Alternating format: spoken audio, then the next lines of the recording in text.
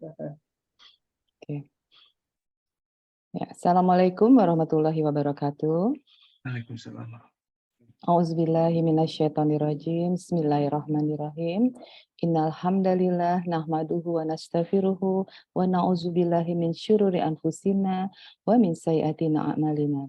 Asyhadu an la ilaha illallah wahdahu la syarikalah wa asyhadu anna Muhammadan abduhu wa rasuluhu. Allahumma shalli ala sayyidina Muhammad wa ala ali sayyidina Muhammad. Allahumma inna na'udzubika min zawali nikmati wa tahawuli afiatik wa fujaati sakhatik wa jami'i sakhatik.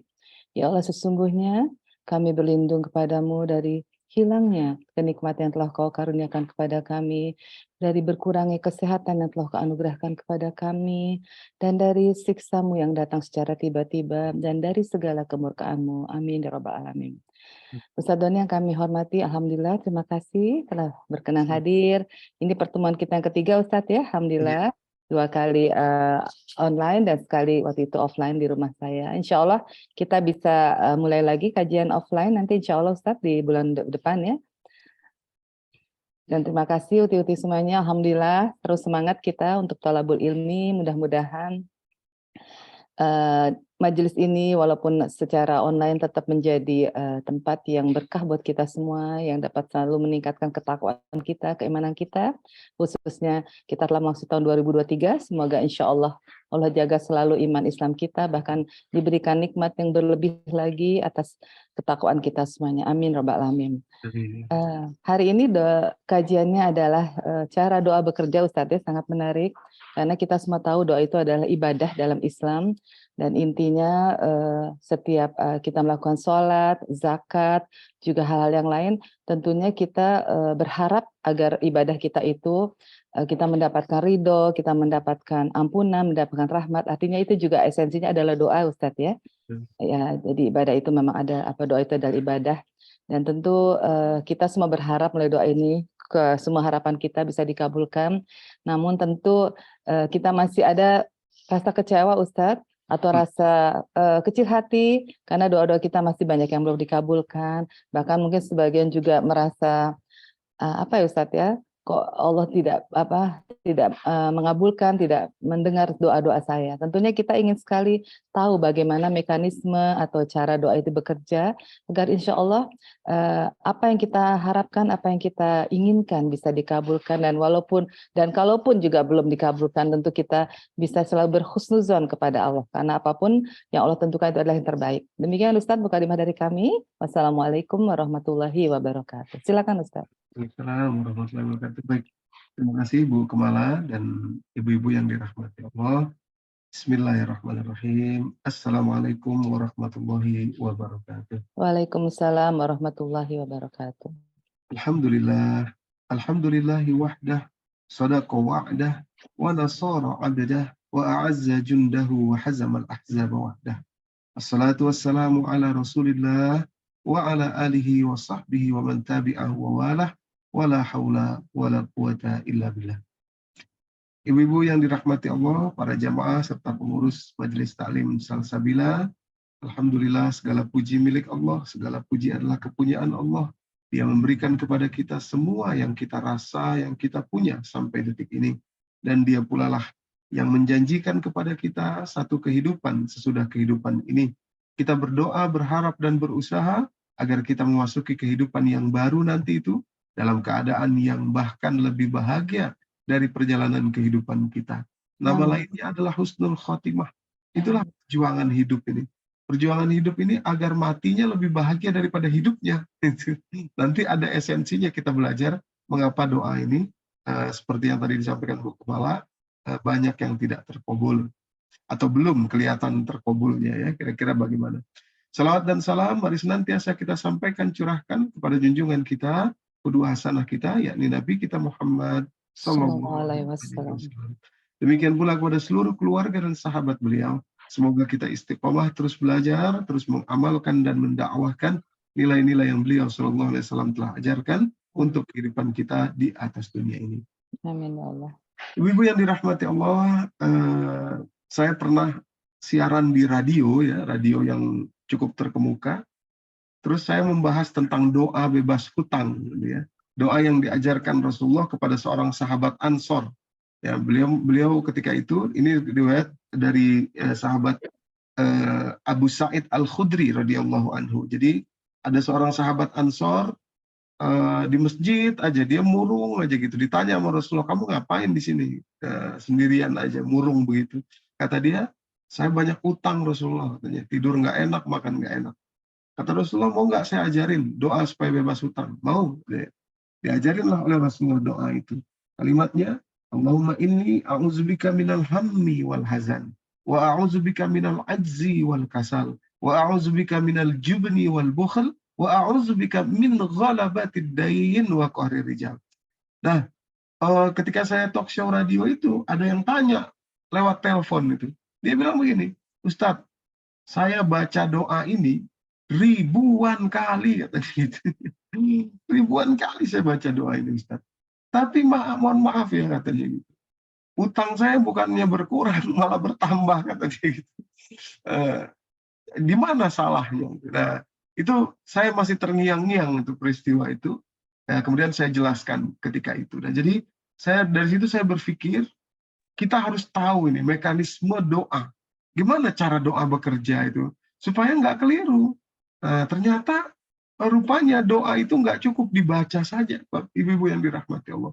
Doa tadi, Allahumma inni a'udzubika minal hammi wal hazan. Ya Allah, aku berlindung kepada Engkau dari rasa anxiety, gelisah, takut, dan rasa sedih. Maksudnya bukan cuma dibaca, tapi hilangkan rasa sedih kita, rasa takut kita, karena itulah yang akan menggerogoti kita. Setelah hilang rasa sedih, rasa takut, sudah mulai netral, beranjak ke berikutnya. Itu kan seperti tangga itu ya. Allahumma inni a'udzubika minal hammi wal hazan. Ham itu takut, azan itu sedih. Takut itu kepada masa depan, sedih itu kepada masa lalu. Meningkat selanjutnya, wa a'udzubika minal ajzi wal kasal. Aku berlindung ya Allah dari rasa malas dan pesimis. Nah, itu ya. Orang kalau mau bebas hutang harus buang rasa malas, harus kerja, harus bangkit, harus optimis gitu ya. Biasanya orang yang nggak mau berubah itu adalah orang yang pesimis. Ada peluang ini, dia lihat sisi pesimisnya, kayaknya nggak bisa, kayaknya enggak, ya nggak akan jalan.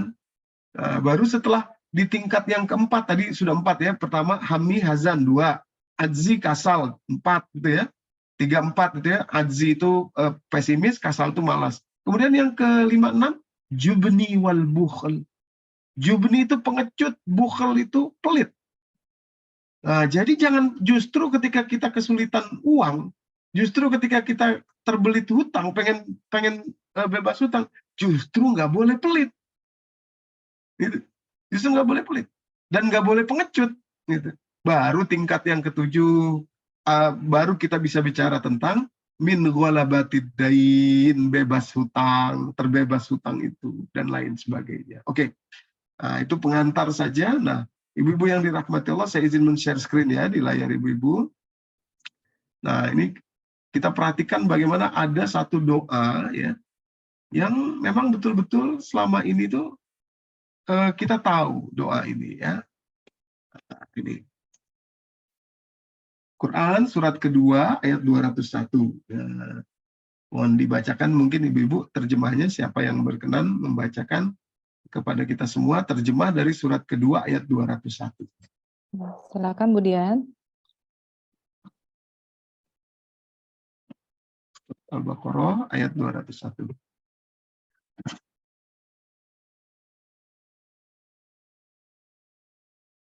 Ini doa pasti semua kaum muslimin tahu dan hafal doa ini. Ya, silakan Bu.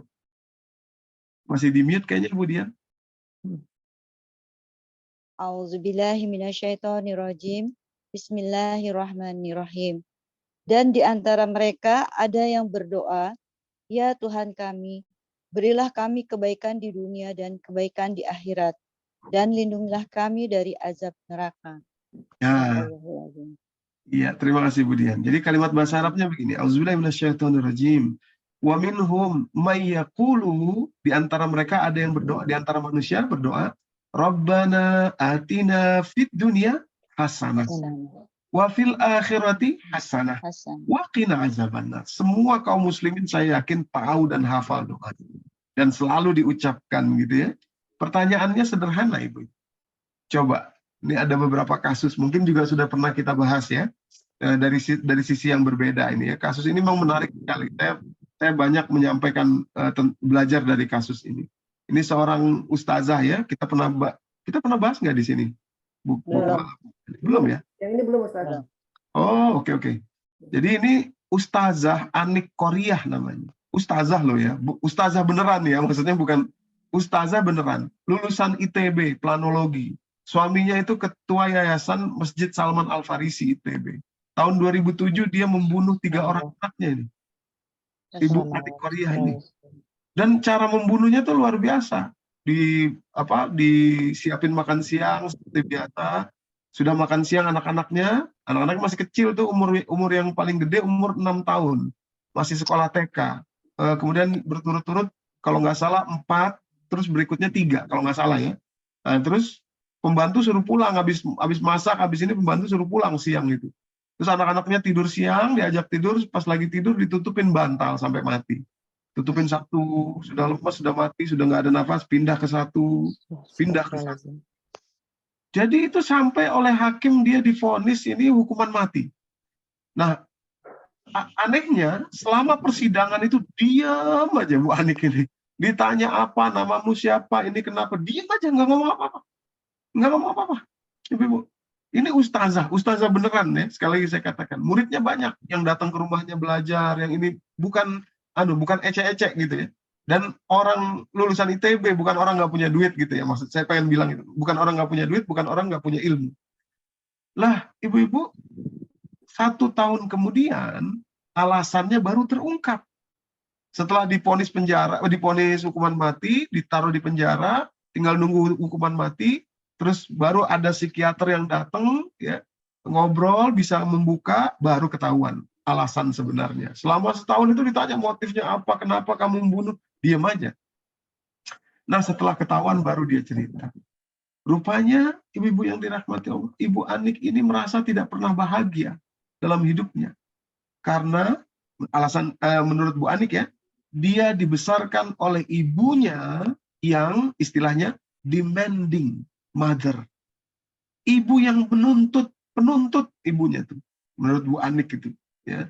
Jadi dari SD, Anik kamu bisa nggak tuh kayak anak-anak lain tuh, anaknya Bu itu loh. Coba kamu lihat tuh bisa dapat ranking. Anak mama kok nggak bisa, kamu belajar. Gitu. Tahun depan bawa ranking 2 rapot. Kamu tahu nggak ini ranking 2 ini nama lainnya apa, ngerti nggak kamu? Nama lainnya ya, itu number 1 loser. Gitu ya. Gitu. Tahun depan bawa lagi ranking 1. Ini ya, kamu ranking 1 ini jangan seneng kamu. Kalau sampai hilang, tidak bisa kamu pertahankan, itu lebih malu loh. Nah, gitu ya.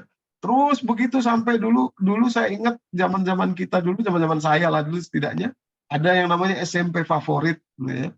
Kalau anak masuk SMP favorit, wah ibunya bisa berangkat arisan, berangkat pengajian dengan bangga, dengan tenang hati. Kalau nggak masuk SMP favorit, nemnya nggak cukup, wah rasanya ini anak sudah jadi anak durhaka gitu ya. Gitu. Dulu tuh begitu ibu. Ya, dulu tempat saya tumbuh besar di Depok itu, SMP favorit SMP Negeri 3 Depok. Kenapa? Karena dulu ada sinetron pertama namanya Aku Cinta Indonesia itu ya, ACI itu ya. Syutingnya ya ACI, syutingnya di Depok gitu. Nah, terkenal sekali itu SMP 3. Wah, kalau bisa masuk SMP 3, bangganya luar biasa itu orang tua itu. Nah, kalau nggak masuk, wah sudah. Nah, SMA gitu juga, ada SMA favorit, apalagi universitas. Di Indonesia ini katanya konon cuma 5 aja, cuma sebelah tangan aja universitas yang favorit itu. Ya, bisa dihitung pakai sebelah tangan gitu ya. Itu semua Ibu Anik merasa dituntut oleh ibunya. Dituntut terus, sudah masuk ITB kita tahu sendiri, sudah masuk ITB, sudah lulus kuliah, kata ibunya dulu Bu Anik sudah pakai jilbab dari tahun 80-an itu. Kamu jangan pakai jilbab, nanti nggak ada yang mau. Kamu sudah usia segini loh, perempuan loh kamu, begini begitu. Akhirnya nikah. Setelah nikah, kamu sudah 2 tahun nikah, belum punya anak. Emang nggak boleh apa kalau program ini, program itu? Ibu kan nanti sebentar lagi mungkin akan mati begini gitu. Tuntutan terus. Kata Bu Anik, saya nggak pernah bahagia. Nah, siang itu, kata Bu Anik, saya berpikir, bahwa saya akan persis menjadi seperti ibu saya kepada anak-anak saya. Daripada anak-anak saya juga tumbuh menjadi orang yang tidak bahagia selama hidup seperti saya, lebih bagus masih kecil-kecil gini biar masuk surga aja deh, belum punya dosa mereka. Ya Allah. Itu lintasan pikiran sesaat, celek cuma gitu aja, ibu-ibu. Nah, itulah yang terjadi kepada Bu Ani. Maka itu setelah psikiater ini menyampaikan ke majelis hakim, dibuat analisisnya, dibuat laporan ilmiahnya, dibuat resmi, akhirnya Bu Anik tidak jadi divonis mati. Akhirnya Ibu Anik divonis bebas atau masuk ke rumah sakit jiwa di Hasan Sadikin, ibu-ibu yang dirahmati Allah. Ya. Nah, akhirnya dituntut bebas dia. Dituntut bebas, kemudian berobat di rumah sakit Hasan Sadikin, dan kabarnya sekarang sudah keluar dari rumah sakit itu, dan suaminya tetap tetap mendampingi dia. Alhamdulillah ya, suaminya tetap mendampingi dia, dan mudah-mudahan sekarang sudah baik gitu ya, sudah kembali baik lah kira-kira. Nah, ibu-ibu yang dirahmati Allah, coba kita renungkan deh, coba renungin deh. Apakah Bu Anik nggak tahu doa tadi itu yang sering dinamakan sapu jagat tadi? Apakah dia nggak pernah ngucapin doa itu? Rabbana atina fid dunya hasanah fil akhirati hasanah wa qina azabannar. Ayo. Apakah nggak pernah? Pasti pernah. Apalagi ustazah. Ya. Ngerti betul. Pertanyaannya kok nggak terlihat ya, gitu. Kok nggak terbukti ya, gitu kan? Dunia hasanat, nanti kita sampai ya, hasanat itu kategorinya apa? Dunia hasanat itu termasuk kebahagiaan ibu yang dirahmati Allah, gitu ya. Nah, satu lagi kasus biar kuat nih, ini kita pemahaman kita. Ini lebih baru di Brebes ya. Maaf, suaranya kedengeran nggak Bu Hani? Kedengeran. Ini yang dibahas kemarin ya di tempatnya kemarin. Iya, malam. Iya, ini juga kemarin kita bahas ya di tempatnya Bu Kemala ya. Iya, ya Ustaz. Ibu Kanti Utami. Jadi nanti saya mungkin potong sedikit aja. Cuma saya pengen satu kata-kata dia ya. Kata-kata dia begini. Di tengah-tengah ini tuh dia dibilang gini kan. Kan ditanya. Nah, dari kecil saya udah dikurung. Gitu ya. Dia bilang gitu, dari kecil saya udah dikurung. Nah, oke, sama polisinya dilanjutkan. Dikurung sama siapa gitu ya.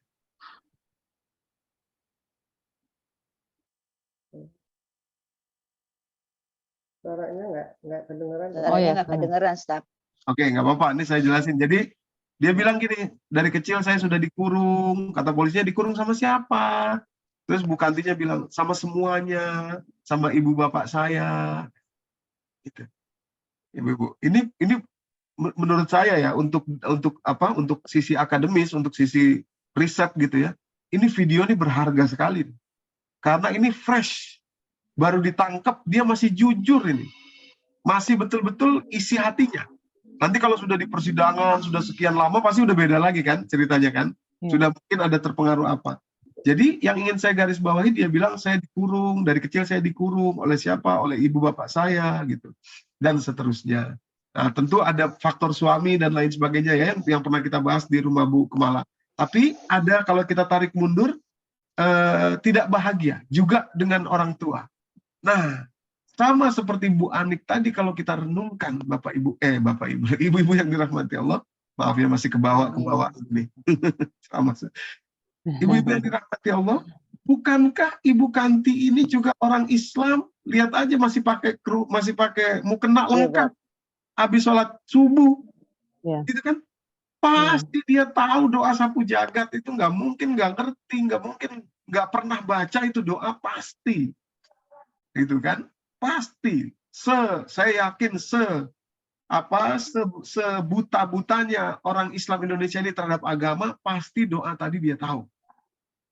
Gitu ya, pasti itu. Apalagi kalau yang sholat, apalagi pasti saya tahu. Masalahnya kok nggak kelihatan ya, gitu. Sampai dia menggorok juga 3 orang anaknya, yang 2 wafat, yang 1 yang sudah besar itu selamat, ibu-ibu. Nah, di mana kelirunya, di mana salahnya ini? Ini mesti kita bedah, gitu, supaya kita tahu betul doa itu nanti ada yang dikabulkan di akhirat, ada yang ini betul. Tapi bukankah doa diajarkan oleh Allah kepada di dunia? Fid dunia hasanat loh ya. fil akhirat hasanat juga gitu. Nah, itu. Sebentar ya, sebelum kita buka kenapanya, saya ingin tampilkan dulu hasanat di dunia itu apa sih gitu ya. Nih Bu, ada 5 Bu. Hasanat itu kriterianya, kategorinya ya. Hasanat itu ada 5. Yang pertama, sehat fisik dan jiwa. Nah, itu. Coba kita baca salah satu ya. Surat Al-A'raf ayat ke-31, surat ke-7 ayat 31. Bantuan Ibu-ibu siapa lagi yang akan? Ya, Bu Hani silakan Bu Hani. Ya. Surat Al-A'raf 31 Bu Hani silakan. 31, oke. A'udzubillahi minasyaitonirrajim. Wahai anak cucu Adam, pakailah pakaianmu yang bagus pada setiap memasuki masjid. Makan dan minumlah, tetapi jangan berlebihan. Sungguh Allah tidak menyukai orang-orang yang berlebih-lebihan. Iya, terima kasih Bu Hani. Ayat ini, Ibu-ibu, kita perhatikan bagaimana perintah Allah, pakailah pakaian yang bagus. Artinya kan itu menunjukkan seseorang yang sehat jiwanya kan. Ya, setidaknya tuh dia tahu, oh yang bersih, yang bagus gitu, yang cocok, yang enak dipandang gitu ya.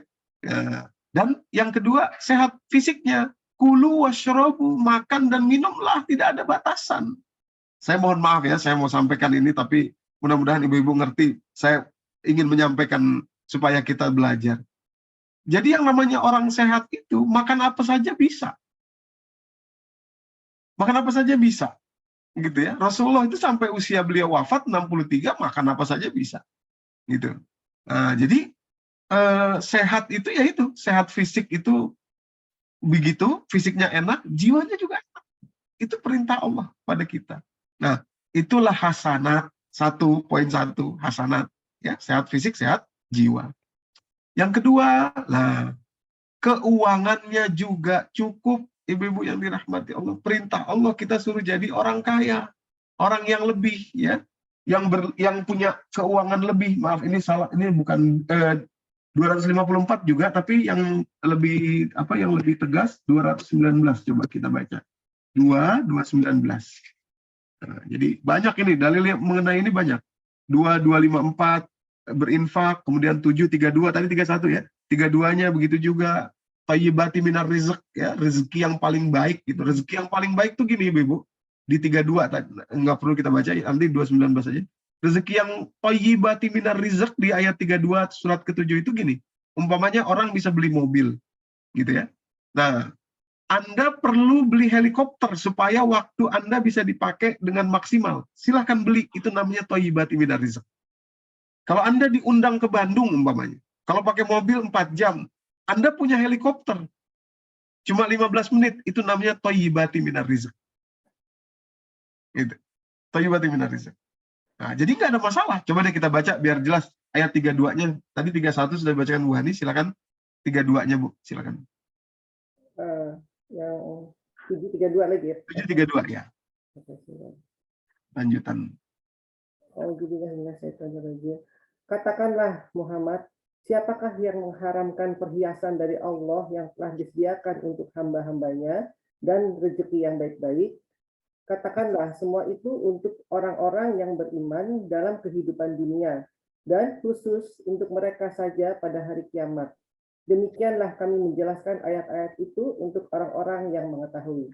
Nah, Qul man harrama zinatallahi allati akhraja li'ibadihi wa thayyibati minar rizq.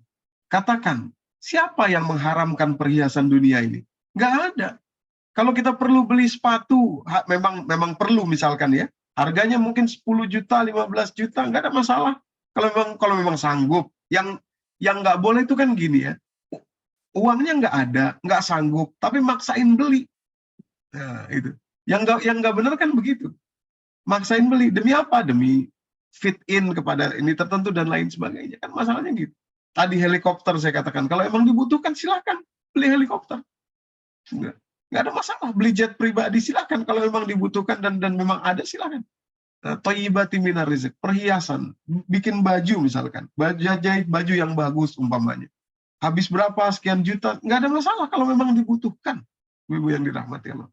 Tidak, awas kita jangan keliru. Orang Islam nih miskin aja nanti begini supaya masuk surganya lebih cepat. Itu ibu-ibu yang dirahmati Allah hadis disampaikan Rasulullah menyemangati orang-orang yang miskin. Dan pilihan gaya hidup itu sederhana. Duitnya banyak, kemampuannya ada, tapi pilihannya sederhana aja gitu loh. Nah, tapi bukan berarti diharamkan, tidak. Nah, awas nih kekeliruan ini. Ya, jadi keuangan cukup ya. Nah, yang sangat jelas adalah 219 ya. Dari surat kedua. Nah, silakan Bu, kita bacakan 219 dari surat Al-Baqarah. Mbak Nur, monggo Mbak Nur dibaca Mbak Nur.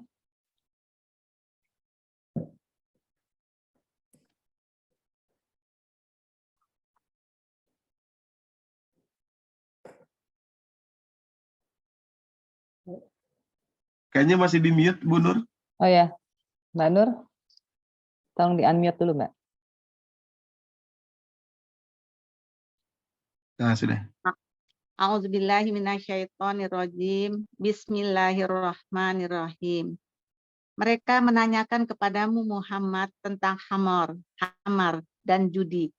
Katakanlah, pada keduanya terdapat dosa besar dari beberapa manfaat bagi manusia. Tetapi dosanya lebih besar daripada manfaatnya. Dan mereka menanyakan kepadamu tentang apa yang harus mereka infakkan. Katakanlah, kelebihan dari apa yang diperlukan. Demikian Allah menerangkan ayat-ayatnya kepadamu agar kamu memikirkan. Nah, terima kasih.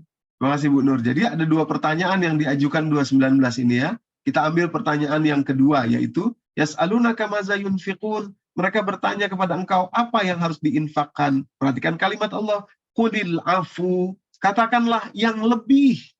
Yang lebih dari mana? Yang lebih dari kebutuhan kita. Ya, rumah tangga, punya 3 anak umpamanya. Di Jakarta, berapa biaya sekolahnya? Berapa biaya ininya? Berapa biaya itunya? Katakanlah butuh uang 30 juta 1 bulan umpamanya. Gitu ya. Umpamanya. Berarti kan Allah suruh kita punya lebih. Ya, punya lebih dari itu. Zakat itu yang lebih.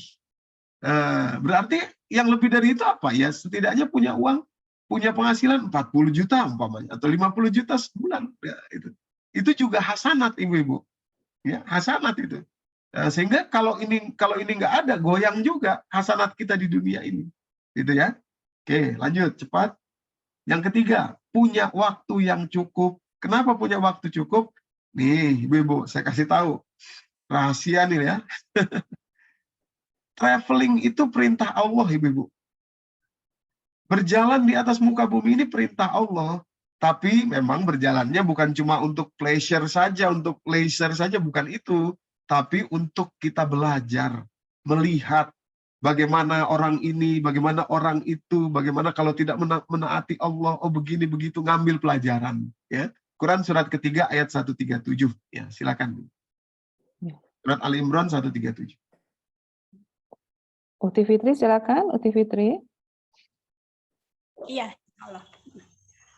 A'udzubillahi minasyaitonirrajim. Bismillahirrahmanirrahim. Sungguh telah berlalu sebelum kamu sunah-sunah Allah. Karena itu, berjalanlah kamu ke segenap penjuru bumi dan perhatikanlah bagaimana kesudahan orang yang mendustakan rasul-rasul. Terima kasih Bu Fitri. Jadi, qad khalat min qablikum sunanun fasiru fil ardi. Maka berjalanlah di penjuru bumi loh ya. Penjuru bumi suruh berjalan kita itu. Artinya apa? Kan nggak mungkin jalan kalau nggak punya waktu kita. Ya kan, Ibu-ibu? Ya kan, traveling itu butuh waktu. Jauh. Pergi, penjuru bumi lagi. Bukan sekedar penjuru Indonesia. Penjuru bumi gitu ya. Artinya, ya kemana-mana gitu. Kita disuruh, diperintah Allah tuh kemana-mana melihat, belajar. Itu. Coba lihat bagaimana Serbia itu ya. Bagaimana Bosnia Herzegovina beda dengan Serbia. Saya pernah ke Serbia, Ibu-ibu ya. Kalau kita perhatikan itu Masya Allah. Jauh dengan Bosnia Herzegovina yang dulu perang mereka itu. Yang satu berada di sisi Allah, yang satu berada di komunis ya, dan juga Kristen Ortodok. Itu luar biasa. Hasilnya sekarang Bosnia itu makmur, sejahtera, sementara Serbia masih begitu-gitu aja. Nah, itu fasiru fil ardi fanzuru kaifa kana akibatul mukazzibin. Nah, itu juga hasanat, punya waktu yang cukup ya. Jadi kadang orang ada fisiknya sehat, duitnya nggak ada. Punya waktu banyak, duitnya nggak punya. Punya uang banyak, waktunya nggak ada gitu ya. Nah, itu kurang hasanat. Yang keempat, punya keluarga yang harmonis, yang bahagia. Quran surat ke-25 Al-Furqan ayat 74. Sering kita dengar ayatnya ini dalam doa. Ini perintah Allah juga nih. Silakan kita bacakan. Saya baca Ustadz ya. Silakan Bu Kumala. A'udzubillahi minasyaitonirrajim. Bismillahirrahmanirrahim. Dan orang-orang yang berkata, ya Allah, anugerahkanlah kepada kami, pasangan kami dan keturunan kami sebagai penyejuk hati kami. Dan jadikanlah kami pemimpin bagi orang-orang yang bertakwa. Shadaqallahul azim. Nah, terima kasih Bu Kumala. Jadi doanya, walazina yaquluna rabbana hablana min azwajina wa dzurriyyatina qurrata a'yun waj'alna lil muttaqina imama. Ini perintah Allah, kita suruh punya keluarga yang menyejukkan mata. Ibu-ibu kalau lihat suami rasanya adem, nah itu hasanat itu. Begitu juga lihat anak rasanya adem gitu ya, mata sejuk loh. Itu kalimat Allah itu luar biasa, menyejukkan mata, adem, nyes gitu, adem tuh. Gitu. Itu perintah Allah dan itulah hasanat salah satunya. Oke, yang terakhir ada 5 hasanat itu. Yang terakhir punya ilmu dan amal yang benar, ya, dan juga mendalam. Nah ini. Jadi silakan kita buka surat ke-7 Al-A'raf ayat ke-56 ya. Jadi orang biasanya punya ilmu tapi duitnya nggak punya gitu ya. Biasanya punya duit, ilmunya kurang gitu ya. Biasanya punya waktu, punya uang, keluarganya tidak harmonis, ya anaknya lah begini, anaknya begitu. Punya keluarga harmonis, tapi waktunya tidak ada, uangnya tidak cukup, ilmunya tidak ada, macam-macam. Nah, jadi harus kita punya semua ini. Itu baru hasanat namanya ini. Surat ke-7 ayat 56. Ukti Femi, silakan Ukti Femi baca. Baik, Assalamualaikum warahmatullahi Assalamualaikum. Silakan Bu Femi. Bismillahirrahmanirrahim. Dan janganlah kamu berbuat kerusakan di bumi. Maaf Bu Femi, maaf saya salah ketik nih, bukan 56, atas Bu, 52 berarti. Paling atas tuh ayat berapa? Walaqad ji'nahum bikitabin fassalnahu ala ilmin huda wa rahmatul liqaumin yu'minun. Itu ayat berapa? 52. 52. Silakan Bu Femi, maaf ya saya salah ketik nih. Bismillahirrahmanirrahim. Sungguh kami telah mendatangkan kitab Al-Quran kepada mereka yang kami jelaskan atas dasar pengetahuan sebagai petunjuk dan rahmat bagi orang-orang yang beriman. Ya, terima kasih Bu Femi. Jadi walaqad ji'nahum bikitabin fassalnahu ala ilmin. Telah kami turunkan kitab Al-Quran ini dan kami jelaskan dengan pengetahuan kami, dengan ilmu. Ilmu itu yang harus punya agar menjadi petunjuk yang benar, agar menjadi peringatan bagi orang beriman, agar amalnya benar, pemikirannya benar, harus ada ilmunya. Al-Qur'annya ada, tapi ngebukanya harus pakai ilmu. Fassalnahu ala ilmin. Dijelaskannya dengan ilmu itu Al-Qur'an itu. Ibu yang dirahmati Allah. Jadi seperti ibu-ibu lakukan ini, ngaji di Salsabila, di majelis taklim ini sudah luar biasa untuk mencari yang nomor 5 ini, dan ini bagian dari kebahagiaan kehidupan dunia, hasanah. Nah, tapi 5 tadi ya ibu-ibu ya, maka itu kalau kita kembali kepada Ibu Anik Korea dan Ibu Kanti Utami yang tentu saja berdoa doa sapu jagat tadi, mereka kan nggak punya ini nih keluarga yang bahagia. Nah, di sini nggak ada. Ibu Kanti Utami keuangannya kurang karena dia nanti juga salah satunya dia merasa keuangannya kurang, juga keluarganya tadi tidak bahagia dengan dia mengatakan saya dikurung dari kecil gitu ya. Juga kemungkinan sakit, ada rasa sakit di jiwanya baik Bu Anik maupun Ibu Kanti Utami tadi gitu. Nah, padahal mereka berdoa gitu ya. Jadi maksud saya di mana salahnya? Nah, ini dia Ibu-ibu. Jadi ayat 201 tadi sering dibaca cuma 201-nya saja. Rabbana atina fid dunya hasanah wa fil akhirati hasanah wa qina azabannar. Sehingga orang Indonesia, mohon maaf ya, ini saya to the point aja, frankly speaking aja biar kita benar-benar belajar. Orang Indonesia, oh berarti baca itu 1000 kali. Oh bacanya 2000 kali. Maaf ya ibu-ibu, kalau dibaca doang, dapat pahala dapat. Karena itu kan Al-Quran ya, 1 huruf 10 kebaikan. Tapi untuk ada perubahan, untuk ada sesuatu yang terjadi dalam kehidupan kita dunia hasanat ini, ada syaratnya. Syarat dan ketentuan berlaku itu. Nah, di mana? Di ayat berikutnya, nggak boleh lepas ayat berikutnya.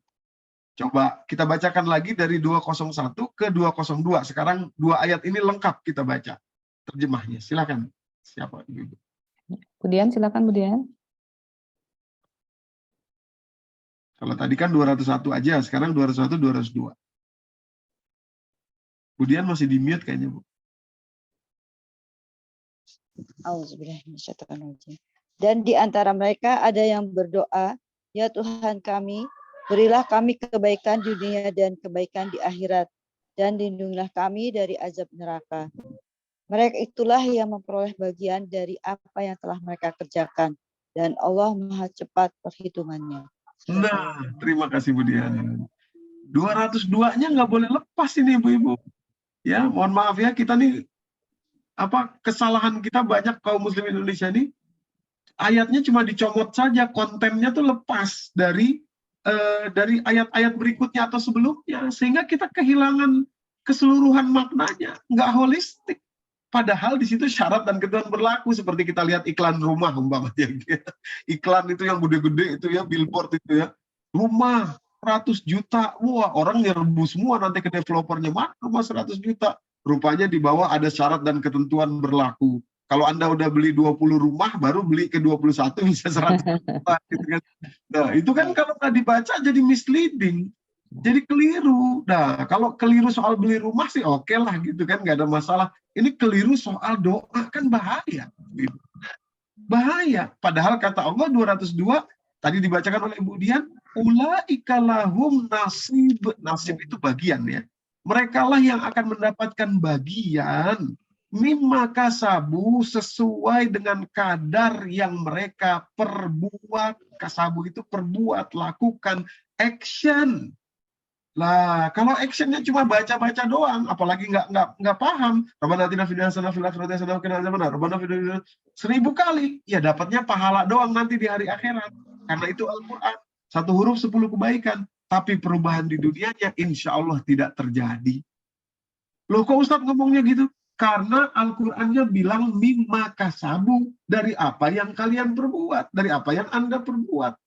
Gitu. Ibu-ibu, maka kita lihat kasus seperti Bu Ani, paham agama, seorang ustazah, hidupnya merasa trauma masa kecil. Akhirnya trauma masa kecil itu menghantui beliau. Gitu ya. Karena tidak bisa berbuat. Ya. Doanya pasti ngerti, doanya pasti hafal, pasti dibaca. Gitu. Ibu Kanti Utami dan banyak lagi contoh-contoh yang lain, ibu-ibu yang dirahmati Allah. Ya. Jadi kasabu, ini maka saya merahin ini tintanya, berbuat, action, ya, action harus ada yang dilakukan, gitu ya.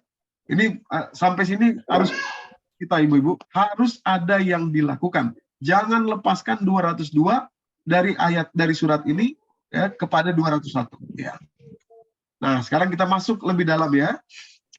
Apa yang harus dilakukan? Nah, pertanyaannya kan gitu ya. Oke, saya ngerti sekarang harus melakukan sesuatu, kasabu. Tapi apa? Yang harus dilakukan itu apa? Gitu ya. Nah, ini kita masuk. Tadi untuk mendapatkan hasanat di dunia dan insya Allah juga hasanat di akhirat. Jadi ibu-ibu, sebentar saya sebelum masuk kepada apa yang dilakukan. Jadi doa ini, ibu-ibu, menjelaskan kepada kita kalau hidup kita hasanat di dunia, pasti hasanat di akhirat. Itu maksudnya, ya. Salah satu makna dari ayat ini adalah Rabbana atina fid dunya hasanah wa fil akhirati hasanah. Wawunya itu adalah kesinambungan, gitu.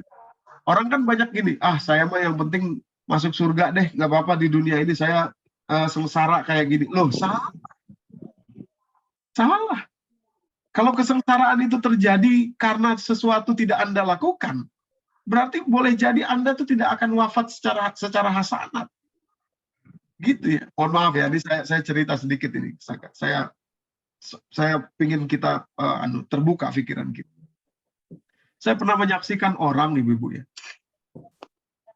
begitu dia terkena dakwah satu kelompok, ya, tiba-tiba dia tinggalkan semua bisnisnya, keuangannya dia tinggalkan, dia nggak mau, dia anggap itu dunia ini sebagai bangkai, nggak mau, dia jijik, dia nggak mau lagi ngurusin bisnisnya, dia nggak mau lagi, tadinya orang berduit ini, pokoknya dia mau dakwah saja, dia mau tinggalkan semua, dan secara ekstrim dia tinggalkan anak istrinya itu.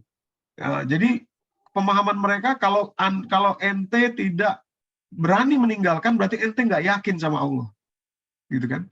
Oh, ditinggalkan akhirnya. Akhirnya beberapa tahun kemudian uangnya yang banyak itu, rumahnya kemana-mana itu habis. Untuk kebutuhan ini, kebutuhan itu, anaknya, bla bla bla, karyawannya habis. Bisnisnya juga bangkrut. Dia jadi orang yang nggak punya. Nah, disitulah dia bilang, saya rela, saya ikhlas katanya. Karena dunia ini bukan tujuan saya dunia ini. Saya pengen mati, tujuan saya di akhirat. Ujung-ujungnya, ibu-ibu, mohon maaf saya cerita ini untuk pelajaran kita ya. Ujung-ujungnya kanker paru-paru. Karena memang merokok, ya, di kelompok itu rokok dibolehkan gitu. Ya, rokok terus, akhirnya kanker paru-paru. Di ujung hidupnya, tetangga itu menyaksikan, teriak-teriak, marah-marahin istrinya. Gimana sih kamu? Wah, gimana sih? Itu ibu-ibu yang dirahmati. Di ujung hidupnya itu. Ya. Jadi nggak gitu caranya. Bukan gitu. Dunia ini justru modal untuk akhirat. Bukan berarti dunia ini kita cintai. Kan yang nggak boleh itu mencintainya. Mencintai itu kan gini. Saya pengen beli misalkan ya, baju yang 200 juta aja gitu. Supaya apa ya? Supaya saya dilihat lah sama orang. Nah, itu yang nggak boleh, itu itunya gitu ya. Tapi kalau Anda punya, diberi orang misalkan gitu ya, ya nggak ada masalah gitu, silahkan aja gitu ya. Gitu. Tapi yang nggak boleh itu itunya. Punya duit banyak silahkan, punya uang ratusan miliar, triliunan miliar, mengelola bisnis ini, itu nggak ada masalah. Itu untuk bekal kita akhirat tadi, salah satu hasanat tadi. Sayang sekali ada orang seperti itu, ya, berpikir keliru, akhirnya keliru semua, akhirnya keluarganya keteteran, akhirnya sekarang dia sudah meninggal, anaknya nggak tahu kemana, ngontrak di sana, ngontrak di sini, pindah sana, masya Allah, keleleran istilahnya itu, ibu-ibu yang dirahmati Allah. Demikian pula istrinya, jadi inferior ya kepada orang lain itu ya. Padahal kan tadi bayangin aja, orang tadinya berduit, orang yang sangat berkecukupan, tahu-tahu sampai nggak punya kayak gitu, sampai ngutang begitu, gimana nggak inferior istrinya? Kalau nggak, maaf ya, kalau nggak depresi aja udah untung gitu ya.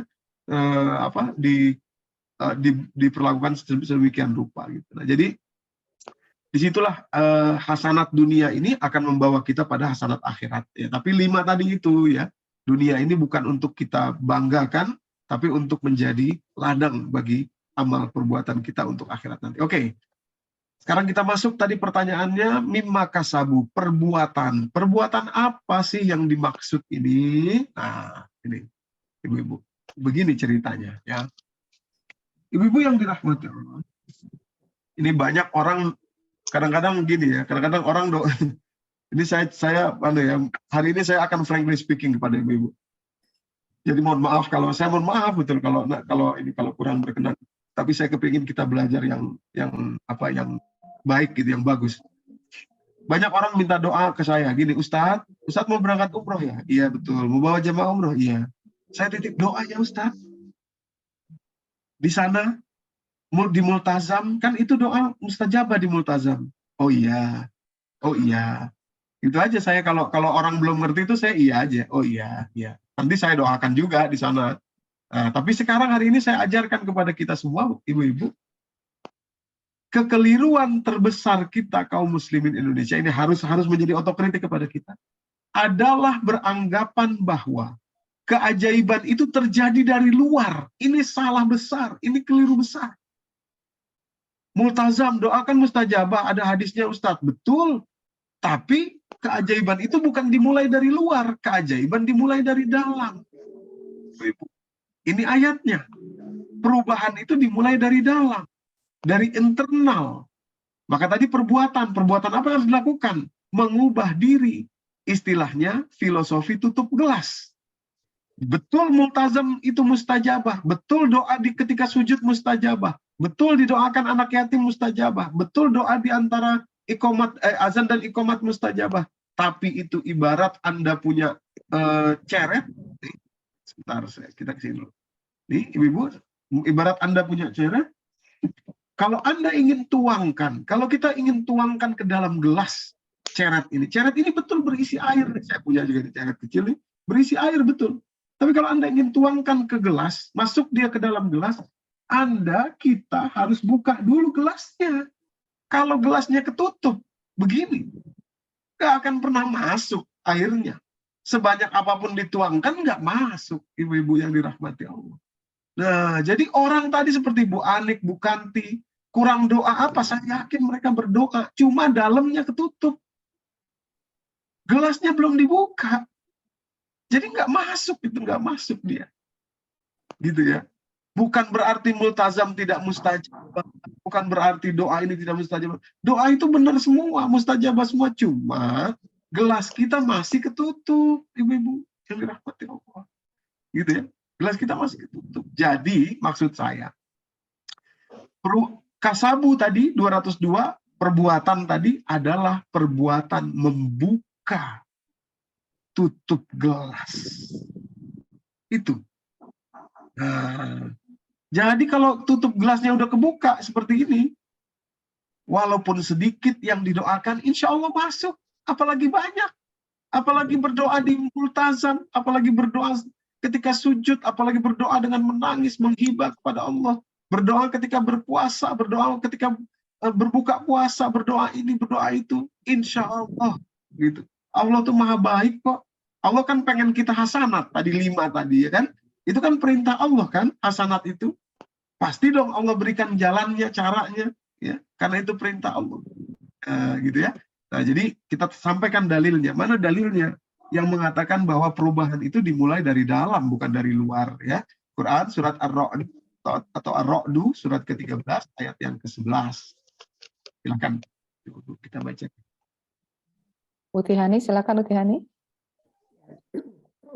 Auzubillahiminasyaitonirrajim. Baginya manusia ada malaikat-malaikat yang selalu menjaganya bergiliran dari depan dan belakangnya. Mereka menjaganya atas perintah Allah. Sesungguhnya Allah tidak akan mengubah keadaan suatu kaum sebelum mereka mengubah keadaan diri mereka sendiri. Dan apabila Allah menghendaki keburukan terhadap suatu kaum, maka tidak ada yang dapat menolaknya dan tidak ada bagi mereka selain Dia. Allah. Terima kasih Bu Hani.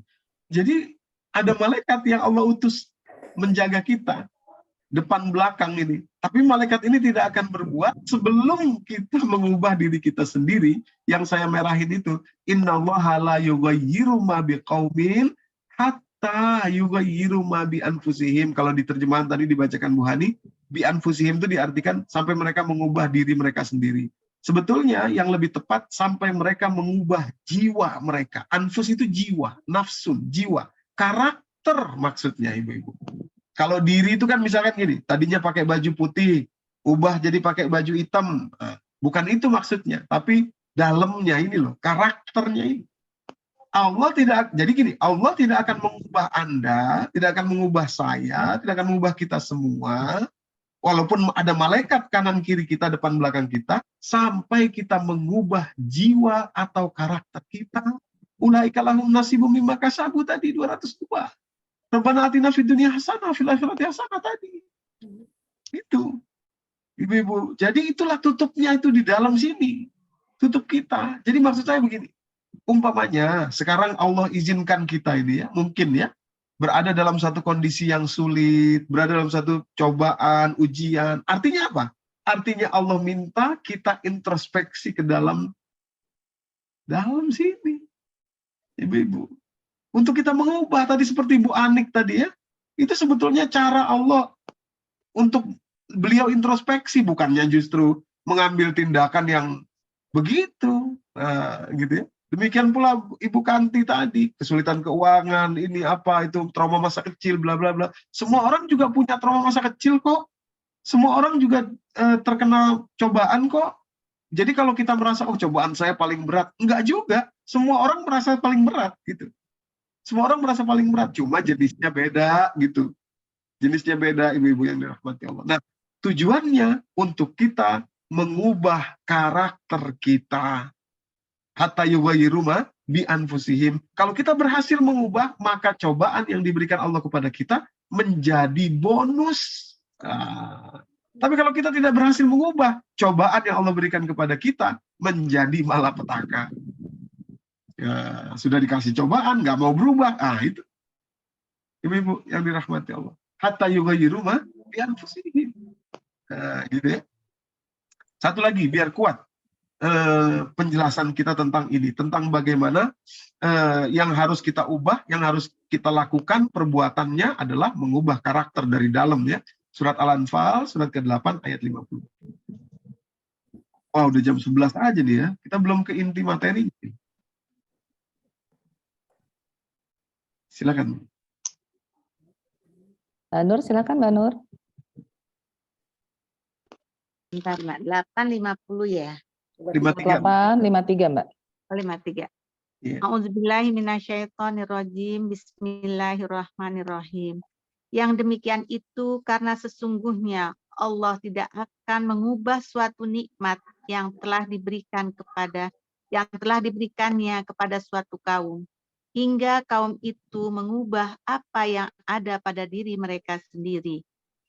Sungguh Allah Maha mendengar, Maha mengetahui. Nah, terima kasih Bu Nur. Kalau tadi surat Ar-Ra'd ayat 11 itu perubahan yang positif. Sekarang perubahan negatif juga. Jadi nikmat yang Allah berikan kepada kita ini bisa dicabut oleh Allah, bisa berubah kalau kita sudah berubah. Karakter kita sudah berubah. Nah, itu ya. Karakter kita sudah berubah maksudnya apa ya? Berubah ke arah yang jauh dari Allah. Berubah jadi bangga, sombong, berubah jadi lupa, berubah jadi tidak mau memaafkan, berubah jadi ya macam-macam itulah. Gitu. Nah, terus diberikan cobaan oleh Allah supaya kita kembali lagi ke posisi sebelumnya. Posisi sebelum kita mendapatkan nikmat itu, ingat kepada Allah, ingat semua ini milik Allah, ingat bahwa kita harus memaafkan, ingat bahwa kita ini ya semua gitulah. Gitu ya, Ibu-ibu. Jadi inilah hatta yughayyiru ma bi anfusihim ya, sampai mereka mengubah apa yang ada di dalam jiwa atau karakter mereka. Oke, kita cepat ya. Ini sudah jam 11. Baik. Ini saya sebetulnya saya ingin menghantarkan ke pokok tema ini ya, pokok pembahasan ini. Jadi dari mana kita harus memulai perubahan? Kalau sekarang ini ya, sekarang kita ada di titik ini sekarang dalam kehidupan kita. Apa yang harus kita mulai? Ya. Apa yang menutup itu maksudnya apa? Apa yang harus dihilangkan? Nah, ini Ibu-ibu. Satu-satunya makhluk yang terlaknat oleh Allah itu adalah iblis. Jadi, kita harus belajar jangan sampai kita punya sifat seperti iblis. Kalau punya sifat seperti iblis, tertutup rahmat Allah dari kita. Padahal dia, saya kasih bocoran nih. Padahal iblis itu percaya betul kepada Allah. Dia itu takut betul kepada Allah. Maka tadi saya ceritakan, ada orang, wah saya takut sama Allah. Pokoknya saya pengen kejar akhirat. Ulah dunia ini gak mau saya. Tapi kalau punya karakter iblis, gak dapat rahmat. Iblis begitu. Iblis takut banget sama Allah. Tapi dia punya karakter yang menutup tadi itu. Ibu-ibu, ya, coba kita buka dulu 59 ayat 16. Saya ingin tunjukin bahwa iblis itu takut sama Allah. Dia percaya sama Allah. Ya, bahkan mungkin lebih percaya dari kita. Iblis itu ya. Cuma dia punya karakter itu tadi. Karakter yang membuat dia tertutup dari rahmat Allah. Surat Al-Hasyr, surat 59 ayat 16. Silakan Fitri. Putri Fitri silakan. A'udzubillahi minasyaitonirrajim. Bismillahirrahmanirrahim. Bujukan orang-orang munafik itu seperti bujukan setan ketika ia berkata kepada manusia, kafirlah kamu. Kemudian ketika manusia itu menjadi kafir, ia berkata, sesungguhnya aku berlepas diri dari kamu, karena sesungguhnya aku takut kepada Allah, Tuhan seluruh alam. Terima kasih Bu Fitri. Jadi setan itu begitu menggoda manusia, setelah manusia kejeblos, dia bilang, inni bari'u minka, inni akhafullah rabbal alamin, kata dia. Saya berlepas diri dari kamu. Saya takut kepada Allah, Tuhan semesta alam. Percaya dia sama Allah. Percaya. Jadi maksud saya gini, kalau kita cuma, maaf ya, cuma mengandalkan, oh saya yakin sama Allah, saya yakin sama Allah, saya yakin sama Allah, maaf ya, iblis pun yakin kepada Allah. Cuma masalahnya iblis punya sifat, punya karakter yang membuat dia ketutup, gitu loh. Dari rahmat Allah, dari kasih sayang Allah. Nah, apa karakter itu? Kita mulai. Ini mungkin kalau waktu kita nggak cukup, bisa nanti kita lanjutkan ya. Ya, jadi ini anunya Ibu ya. Ini ini intinya ya. Ini intinya nih. Jadi sifat karakter iblis itulah yang harus kita buang segera ya, demi agar doa-doa kita itu terkabul. Allah tuh memang pengen hidup kita hasanat kok di dunia ini dan hasanat di akhirat. Satu-satunya yang menghalangi adalah sifat iblis, karakter iblis. Ya, apa saja karakter iblis? Nah, pelan-pelan kita buka. Yang pertama, karakter iblis surat ke-7, surat Al-A'raf, ayat ke-12 dan 13. Karakter yang pertama ini namanya takabur. Apa itu takabur? Nah, ini kita buka. Silakan, mungkin ada yang membacakan terjemahnya 12 dan 13. Surat 7. Baik, saya baca Ustadz ya. Silakan Bu Puan. A'udzubillahi minasyaitonirrajim. Bismillahirrahmanirrahim. Allah berfirman, apakah yang menghalangimu untuk bersujud kepada Adam di waktu aku menyuruhmu? Menjawab iblis, saya lebih baik daripadanya. Engkau ciptakan saya dari api, sedang dia engkau ciptakan dari tanah. Selanjutnya, Allah berfirman, turunlah kamu dari surga itu, karena kamu tidak sepatutnya menyombongkan diri di dalamnya. Maka keluarlah. Sesungguhnya kamu termaksud orang-orang yang hina. Shadaqallahul azim. Nah, terima kasih Bu Kumala. Jadi mohon perhatian Ibu-Ibu ya, ini agak fokus sedikit. Kalimatnya begini, kata Allah, qala ma mana'aka la tasjuda iz amartuk. Iblis, kamu kenapa nggak mau sujud? Padahal saya yang memerintahkan kamu. Oke. Jadi, sebentar ya, kita lompat dulu ke ayat 13. Kata Allah, ketika dia nggak mau sujud, kata Allah, qala fahbit minha fama yakunu laka an tatakabbaru fiha. Sekarang kamu keluar dari surga ini, tidak pantas kamu menyombongkan diri di sini, ya. Jadi kesombongan iblis itu sebetulnya adalah karena dia tidak mau mengikuti, bahasa saya ya, logika Allah. Tidak mau mengikuti logika Allah. Justru dia mengetengahkan logika dia sendiri, yang dalam hal ini kelihatannya memang benar logikanya. Apa logika dia? Yaitu jawaban dia, ini saya garis bawahi, ini merah, saya garis bawahi ya. Kata iblis begini ketika ditanya, qala, dia bilang begini, ana khairun minhu, khalaqtani min narin wa khalaqtahu min tin. Ya Allah, saya ini kan lebih baik daripada dia.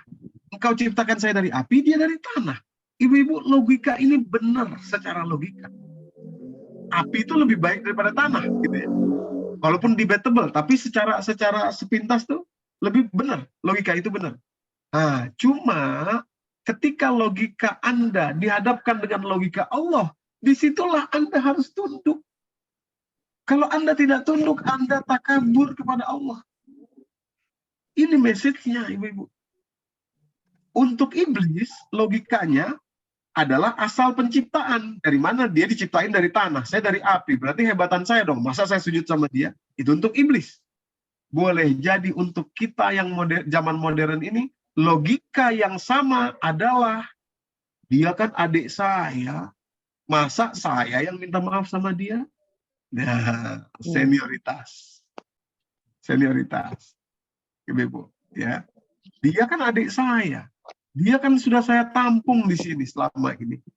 Dia nggak tahu diri ngomongnya begitu. Kok saya yang harus minta maaf sama dia? Logikanya benar kan? Logikanya benar loh Ibu-ibu ini. Benar itu logikanya. Dia yang salah, dia dong yang harusnya datang ke saya minta maaf. Masa saya? Tapi begitu berhadapan dengan logika Allah, disitulah Anda diuji, Anda takabur atau tidak. Kita buka surat yang sama, surat Al-A'raf 199. Surat ke-7, 199. Di penghujung ya. Ya. Silakan. Utifemi, silakan Utifemi. 199.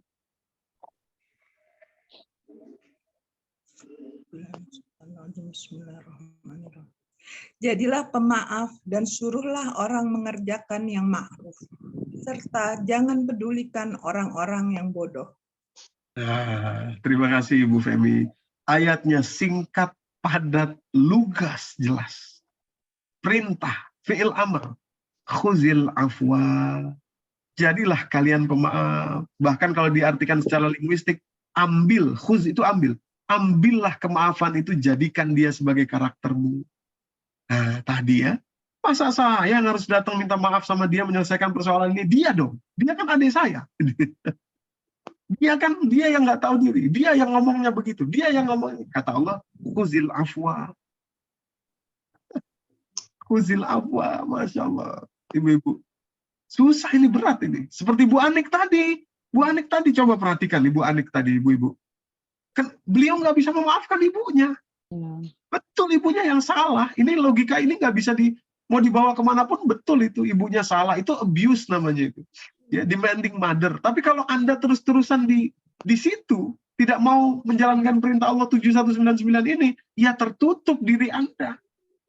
Walaupun Anda bolak-balik umroh, walaupun Anda ustazah, walaupun Anda mungkin punya hafalan Quran, walaupun Anda ngaji tiap hari, tunggang-tungging sholat tiap hari. Khuzil afwa, wa'mur bil urfi, wa'arid anil jahilin. Ibu-ibu yang dirahmati Allah. Gitu ya. Itu. Jadi logika Allah itu begitu. Logika Allah. Nah, logika kita betul tadi, ya. Dendam itu kan dendam itu terhadap sesuatu yang sangat menyakiti kita. Itu dendam. Karena harganya itu sangat sakit, makanya susah dilepaskan, kan gitu ya. Kalau sekedar ya cuma orang nyerobot di jalan, itu nanti sore juga lupa gitu ya. Tapi yang oleh adik kita, oleh kakak kita, oleh ibu kita, oleh suami mungkin, oleh anak mungkin, oleh ipar lah, itu yang paling banyak itu ya, oleh ponakan gitu ya, mantu nanti kalau sudah punya mantu, besan, ya itu ibu ya. Itu kan yang susah kan itu sebetulnya kan. Nah, karena kenapa? Karena harganya tuh lebih mahal, sulit dilepaskan gitu, sulit dilepaskan. Nah, gitu ya, ibu. Terus ada yang nanya gini, terus kalau kita umpamanya ditipu Ustadz, apa kita nggak boleh menuntut jalur hukum? Gini ibu-ibu, awas, kita ini sering keliru ya. Apa yang ada dalam hati kita, itu urusan kita. Akan tetapi menegakkan keadilan, itu adalah urusan yang berbeda. Silahkan ibu, umpamanya ada orang ditipu nih, ada ditipu orang, ini jamaah juga di Depok. Gitu. Ditipu orang, ditipu seorang ustadz. Orang ustadz gitu ya. Gimana ustadz ini? Ya silahkan, Bapak lapor polisi aja. Bapak minta, Bapak ini. Tapi saya katanya Ustadz mengajarkan supaya kita memaafkan. Loh, di hati Bapak memaafkan. Kalau menegakkan keadilan silahkan. Maksud saya jangan sampai Bapak kalah 2 kali. Sudahlah uangnya ditipu. Mungkin tidak akan kembali uang itu. Di internal Bapak rusak. Nggak kebuka nih, tutup gelasnya. Doa kemana-mana nggak kabul. Kan yang rugi Bapak sendiri. Ya kan? Yang rugi Bapak sendiri. Tapi nanti kalau diminta saya apakah bukan? Enggak. Itu kan menuntut keadilan atau apa, itu hak Bapak. Tapi kalau Bapak memaafkan uang itu, namanya sekian itu uang pensiun lagi ya, wah kasihan betul. Uang itu Bapak memaafkan, oh itu lebih hebat. Nggak akan ada sesuatu apapun kezoliman di atas dunia ini kecuali nanti oleh Allah diminta balasannya. Umpama Bapak ditipu nih sekian miliar uang pensiun. Niatnya mulia, pengen naik haji sekeluarga, naik haji anak, mantu, cucu gitu ya, pengen renovasi rumah, bla bla bla. Pokoknya udah mulia sekali, tahu-tahu ditipu. Nah itu kan luar biasa, niat mulia. Nah itu nanti akan diminta pertanggungjawaban oleh Allah dan dibayarkan ke Anda, ke Bapak. Jadi kalau kita maafkan orang itu bukan berarti urusan dia ke kita itu selesai, tidak. Nggak gitu ceritanya. Tapi kitanya terbebas dari belenggu tutup gelas ini. Ibu, ya, paham ya? Awas. Kan orang sulit memaafkan tuh karena dia pikir, wah enak banget dia. Enggak enak dia. Dia tetap harus bertanggung jawab terhadap apa yang dia lakukan kepada kita, kecuali kalau dia mau memperbaiki kepada kita. Nah, gitu ya. Nah, tapi tugas kita, logika Allah adalah khuzil afwa, jadilah kalian pemaaf. Khuzil afwa, gitu ya. Kenapa? Masya Allah. Ibu-ibu yang dirahmati Allah. Ini karakter. Jadi gini ya, sekali lagi saya ulangi, takaburnya iblis itu adalah karena menolak kebenaran. Kebenaran apa? Logika Allah. Allah yang suruh, maka ada kalimat iz amartu, kamu kenapa nggak mau tidur ketika saya yang menyuruh kamu? Saya yang nyuruh kamu. Jadi kamu sombong sama saya suruh, kamu nggak mau. Gitu. Kata Allah gitu. Gitu ya, takabur itu. Nah, oke. Jadi takabur nanti isinya ada 2, ini kita perjelas lagi. Gini, itu tadi soal perintah Allah ya. Sekarang gini, takabur itu beda dengan percaya diri, Ibu. Awas, bukan berarti misalkan orang gini mengajukan diri kepada orang lain misalkan, Bu, saya bisa hal ini misalkan ya. Tunjuk saya jadi ketua, insya Allah saya bisa. Apakah itu takabur? Tidak. Beda, tapi bedanya tipis. Hati-hati, kita harus buka ini supaya tidak kejeblos dengan beda yang tipis ini ya. Surat Yusuf ayat ke-55, mungkin langsung aja saya bacakan biar cepat.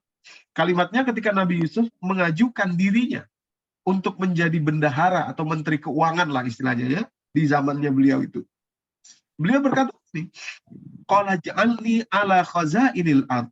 Katanya kepada raja, jadikan saya ini khazainil ard atau bendahara ya, yang menjaga perbendaharaan negara ya. Beliau bilang begini, inni hafizun alim. Saya ini hafiz itu pandai menjaga, dan alim, saya ini punya ilmu. Nah, tapi sampai situ harus dititik tuh, nggak boleh ada komanya, titik. Ini hafizun alim, saya tahu ilmunya, saya punya pengalaman, insya Allah saya bisa. Titik, percaya diri. Dan ini harus kita punya, tahu kapasitas kita, tahu batasan kita, nggak ada masalah. Ajukan diri Anda kalau Anda bisa, silahkan. Nah, percaya diri itu. Nah, kalau kalimat Nabi Yusuf tadi ada komanya, masih berlanjut dengan kalimat berikut ini, yaitu merendahkan manusia atau menolak kebenaran. Tadi iblis menolak kebenaran ya. Nah, Nabi Yusuf titik tidak merendahkan manusia. Jadi hadisnya riwayat Imam Muslim, nomor hadis ke-91, ibu-ibu yang dirahmati Allah. Ada yang saya garis bawahi di sini, kalimat Rasulullah, al-kibru, takabur itu adalah batorul haq. Ada 2 ya, berarti takabur. 1, batorul haq, menolak kebenaran seperti iblis tadi, wa ghamtun nas, dan merendahkan manusia. Ini takabur. Nah, jadi umpamanya kalimat Nabi Yusuf tadi, umpama saja, saya ini bisa kok Pak mengurusi masalah ini, saya punya ilmunya, saya punya pengalamannya, insya Allah saya bisa. Titik. Itu bukan takabur. Tapi kalau kalimatnya diulang dengan koma, saya bisa Pak, ini Pak, pengalaman saya ada, saya ngerti ini, koma, tidak seperti yang lalu itu. Nah, disitulah takabur, ibu-ibu. Disitulah takabur. Ya, saya punya pengalaman ini ya soal takabur nih. Mohon maaf ya, ibu. Saya pernah diundang pengajian ibu-ibu di Tangerang. Jadi pengajiannya siang, habis zuhur. Katanya gini, Ustadz, nanti sholat zuhurnya di masjid kami ya, karena kami sudah siapkan makan siang. Ya, ibu-ibu sudah masak macam-macam. Ya, di rumah Pak RW makan siang. Nah, oke. Saya makan siang sama ibu-ibu itu sebelum pengajian. Ada ini, ada itu, sambil lagi enak makan itu saya dengar obrolan 2 orang ibu-ibu yang agak dekat sama saya. Ngomongnya gini, nah ini nih nasi gorengnya enak. Kata yang satu ibu nih bilang begitu. Nasi gorengnya enak nih, pas begini begitu, nggak kebanyakan minyaknya. Ibu yang satu rupanya dia yang bikin nasi goreng ini, dia nimpalin. Iya, saya kalau masak nasi goreng tuh minyak tuh bener-bener saya jaga. Supaya jangan ini, jangan itu, bahkan kalau perlu cuma dikit aja, nggak ada, dikit banget itu minyaknya, supaya jangan terlalu ini gitu. Nah, sampai situ sebetulnya, oh percaya diri nih, bagus, saya pikir gitu ya. Rupanya kalimatnya dilanjutin dengan bilang begini, nggak seperti yang bulan lalu tuh ya, siapa sih tuh waktu itu yang bikin nasi gorengnya? Nah itu sudah takabur masuknya tuh ibu-ibu, kejeblos kepada takabur. Padahal tadi kalau beliau berhenti di kalimat itu yang awal sudah oke, sudah bagus, nggak ada masalah sampai situ, gitu ya. Saya kalau masak nasi goreng betul-betul saya jaga minyaknya supaya nggak anyep begini, titik, udah. Percaya diri, boleh, bagus. Jangan bawa manusia lain untuk kita sandingkan berhadapan-hadapan dengan kita. Tapi jadinya itu meremehkan manusia. Itu takabur. Nah, takabur sifat iblis. Sifat itu membuat kita tidak terbuka diri kita. Doa tidak bisa masuk. Doa tidak bisa terakses ke dalam diri kita. Ya, akhirnya kita bingung kenapa doa nggak terkabul-kabul. Padahal kita sendiri yang salah. Karena tadi tidak membuka diri. Ibu-ibu punya sifat iblis. Sifat takabur ini. Gitu. Ya, jadi takabur bedanya tipis sekali dengan percaya diri. Ya, oke. Mungkin kita akan berakhir di takabur aja dulu satu. Nanti kalau ada waktu yang lain kita bisa lanjutkan. Ada 4 sifat utama iblis dan 4-4-nya itu sangat merusak. Nah, gini ibu-ibu, saya ingin tunjukkan bahwa ada negara yang bukan Muslim, karena gini ya, Al-Quran itu petunjuk bagi orang bertakwa, surat kedua ayat kedua, tapi juga petunjuk bagi manusia. Surat kedua ayat 185, hudal linnas. Maksudnya, hudal linnas itu, siapapun orangnya di atas muka bumi ini, walaupun dia orang non-Islam sekalipun, kalau dia mengamalkan Quran, besar kemungkinan dia nggak tahu kalau dia sedang mengamalkan Quran, tapi kalau dia mengamalkan Quran, dia akan dapat kebaikannya juga, walaupun cuma di dunia saja. Nah, coba ibu-ibu perhatikan, negara dengan tingkat kesejahteraan tertinggi, ini data saya ambil 2019, ketika itu belum pandemi ya, 2019. Itu 5 tahun berturut-turut negara dengan tingkat kesejahteraan paling tinggi itu dipunyai oleh negara-negara Skandinavia, Denmark, Norwegia, Swiss, Swedia, Finlandia. Ya. Sejahtera ya, prosperity ya, prosperous ya, bukan kaya. Kalau kaya itu Qatar. Tapi prosperity itu punya acuan yang agak berbeda daripada sekedar kaya gitu ya. Prosperity itu lebih banyak lagi itemnya untuk diukur. Nah, kalau ibu-ibu teliti, kalau ibu-ibu membaca nanti, rupanya negara-negara Skandinavia itu punya satu sifat, punya satu karakter yang emang ini sudah ada sejak dulu di mereka, ya, namanya janteloven. Janteloven. Janteloven itu karakter orang Skandinavia itu, ibu-ibu. Dan hebatnya kalau kita teliti ada 10 butir janteloven itu yang dipakai oleh orang Skandinavia itu, ini betul-betul nilai anti takabur janteloven itu. Ya, coba kita perhatikan ya. Ada bisa bacakan di layar. Ada tuh. Yang pertama, don't think you are anything special. Jangan pernah berpikir bahwa Anda itu spesial. Ini benih takabur ini. Iblis tadi nggak mau sujud karena dia pikir kalau diciptakan dari api itu that more special gitu ya. Itu kan logikanya dia, gitu ya. Maka dia terjerumus kepada takabur. Ya. Yang kedua, don't think you are as good as others. Jangan pernah berpikir bahwa Anda itu sebaik orang lain.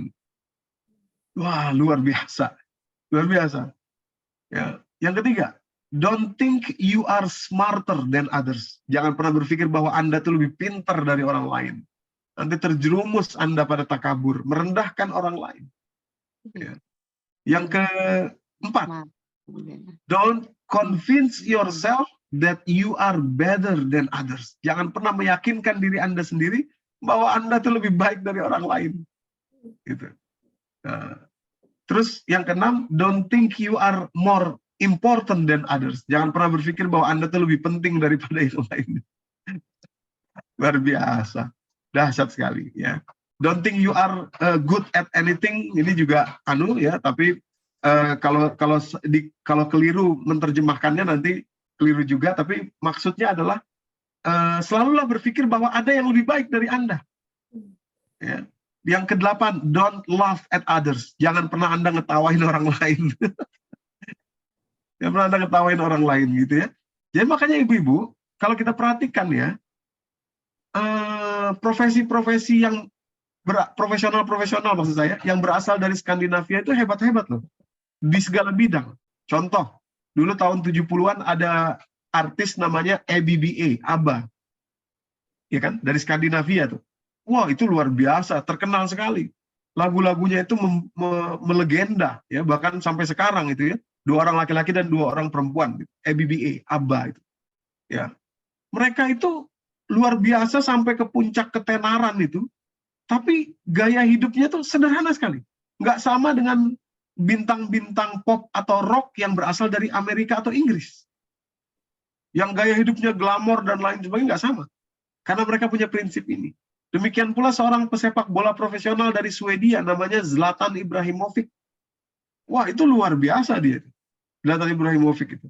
Tapi ketika dia dinominasikan mendapatkan Ballon d'Or itu ya, piala pemain terbaik dunia itu, dia ditanya gimana peluang Anda memenangkan Ballon d'Or bersama dengan Lionel Messi dan Cristiano Ronaldo. Dia bilang, oh, Lionel Messi lebih baik daripada saya. Dia layak menang. Udah gitu aja. Sederhana. Gitu ya. Janteloven. Maka itu negaranya sejahtera. Tadi kalimat Allah, hudal linnas, petunjuk bagi manusia. Walaupun dapatnya cuma di dunia. Gitu. Nah, kita punya Qur'annya, kita punya isinya, tapi nggak kita amalkan. Cuma kita baca-baca doang. Rabbana atina fid dunya hasanah wa fil akhirati hasanah wa qina adzabannar. Sehingga kita dapat pahalanya nanti di akhirat, tapi nggak dapat jalannya di dunia. Kan rugi. Rugi kan? Ibu-ibu, padahal Allah beri cobaan kepada kita juga, gitu ya, sama, gitu ya. Padahal jalan keluarnya ada, gitu maksud saya. Ya, jalan keluarnya ada. Sampailah akhirnya seperti Bu Anik tadi, sampailah akhirnya seperti Bu Kanti tadi, dan yang lain-lainnya banyak itu kalau kita mau buka itu ya. Saya punya banyak data tentang hal yang seperti itu, ibu-ibu yang dirahmati Allah. Jadi ini janteloven.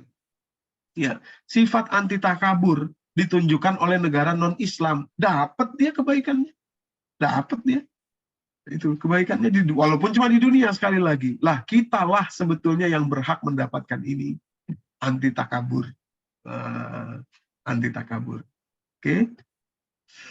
Oke, ibu-ibu, saya pikir ini udah 11:30 kurang ya, rupanya nggak cukup waktu kita. Sayang kalau yang butir 2, 3, 4 itu saya jelaskan dengan terlalu cepat-cepat gitu. Sayang, karena berikutnya itu memang penting-penting juga. Jadi saya pikir satu dulu, mungkin kita bisa tanya jawab ya. Kira-kira begitu ya, Bu Mala? Iya. Kalau kita lanjutkan misalnya Rabu depan, Ustadz, kosong waktunya atau buka dicek dulu? Jadi biar langsung kita bisa sambung minggu berikutnya. Hari Rabu Tanggal 18, Ustadz, insya Allah. Oh, insya Allah kalau jam 10-nya sih masih kosong sih, Bu. Alhamdulillah. 10. Kita lanjutkan Ustadz ya Rabu depan. Ya, uti-uti ya, biar kita tuntas kajian ini. Ya, biar masih nyambung gitu ya. Alhamdulillah. Terima kasih Ustadz. Iya, terima kasih, Bu. Silakan saya kembalikan ke Bu Kemala kalau ada yang mau bertanya atau menambahkan. Masih ada waktu Ustadz ya untuk tanya jawab. Silakan uti-uti kita gunakan. Silakan Bu Hani. Saya Tanya Mbak. Malah. Oh ya, Mbak. Mau Mbak Nur dulu ya. Silakan Mbak Nur. Iya. Assalamualaikum Ustadz. Ustadz, tadi sudah dijelaskan dari ya setiap umat muslim ya pastilah hafal, walaupun bukan muslim kadang-kadang sudah hafal Rabbana atina fid dunya hasanah. Nah, untuk mendapatkan hasanah itu kan sudah Ustadz jelaskan, kita ada 5 poin tadi yang disampaikan. Tapi kan ada sehat, keuangan, keluarga harmonis, dan sebagainya. Kalau kita, kemungkinan kan tidak semua orang bisa memenuhi semua hal yang lima tadi, Ustadz. Apakah kemungkinan kita tidak akan mendapatkan kebaikan itu, Ustadz? Oh, baik. Gini, Bu Nur. Ya. Jadi, yang dicontohkan oleh Rasulullah dan para sahabat, mereka punya 5-5-nya itu. Ya. Artinya itu bukan tidak mungkin, sangat mungkin punya 5-5-nya. Jadi justru itulah poin hasanat itu. Maksud saya gini, uang yang cukup, tadi kulil afu ya, bukan berarti kaya, bukan berarti triliuner, tapi cukup. Nah, punya waktu yang cukup, demikian juga bukan berarti pengangguran yang 24 jam 7 hari minggu nggak ada ini gitu ya. Demikian pula punya keluarga yang harmonis, bukan berarti tidak ada persoalan, tapi bisa menyelesaikan persoalannya dengan baik, dengan enak gitu ya, dan lain sebagainya. Demikian pula kesehatan, bukan berarti tidak pernah sakit, tapi sehat secara umum. Jadi mungkin angkanya itu bukan 100% untuk 5 itu tidak, ya, tapi tahu bagaimana caranya memiliki itu. Nah, kira-kira begitu. Ya, ya. Bisa dipahami ya Bu maksud saya? Ya. Baik, Hmm. baik Ustaz. Ya, terima kasih. Terima Ya, kasih terima Ustaz. kasih. Ya, silakan Utiani lanjut. Terima kasih. Ada itu Eka tuh, ada Eka. Selamat Ustaz. Ya, siapa Bu Ani? Ada 2 pertanyaan. Ustaz menyampaikan tentang kasusnya Ibu Anik itu tentang demanding mother. Itu sebenarnya kan kalau kita sebagai ibu-ibu tuh sering merasakan kalau ingin memotivasi anak kan selalu ingin seperti itu ya. Jadi kayak ada tuntutan ya. Padahal kan tujuannya sebenarnya untuk memotivasi. Nah mungkin ada cara yang lebih tepat lagi ya untuk itu seperti apa ya. Mungkin ada parenting Islamik saya nggak tahu ya. Mungkin Ustadz bisa menjelaskan. Itu saya tadi ya supaya jangan jadi demanding mother. Kalau sekarang mungkin kita udah nggak menuntut karena kita anak-anak udah dewasa semua ya. Tapi mungkin kita bisa ngajarin itu kepada anak-anak kita supaya mereka kepada cucu ya, pada cucu kami. Nah yang kedua tadi Ustadz menjelaskan tentang masalah apa yang tutup gelas itu. Kan tadi kalau kita dapat ujian, kalau kita bisa merubah karakter kita, kita menjadi lebih dekat kepada Allah, kita dapat bonus kan gitu ya. Ya, betul. Nah, itu maksudnya tadinya musibah menjadi anugerah gitu ya, Ustaz ya. Karena kita menjadi bertambah dekat ke Allah sesuai dengan apa yang Allah kehendaki ikuti. Itu pertanyaannya Ustaz. Terima kasih. Oke, ada 2 pertanyaan Bu Hani. Saya jawab yang pertama dulu Bu ya. Kita buka surat kedua ayat 124. Surat Al-Baqarah ayat 124. 124. Silakan Bu, mohon dibacakan. Terjemahan. 124.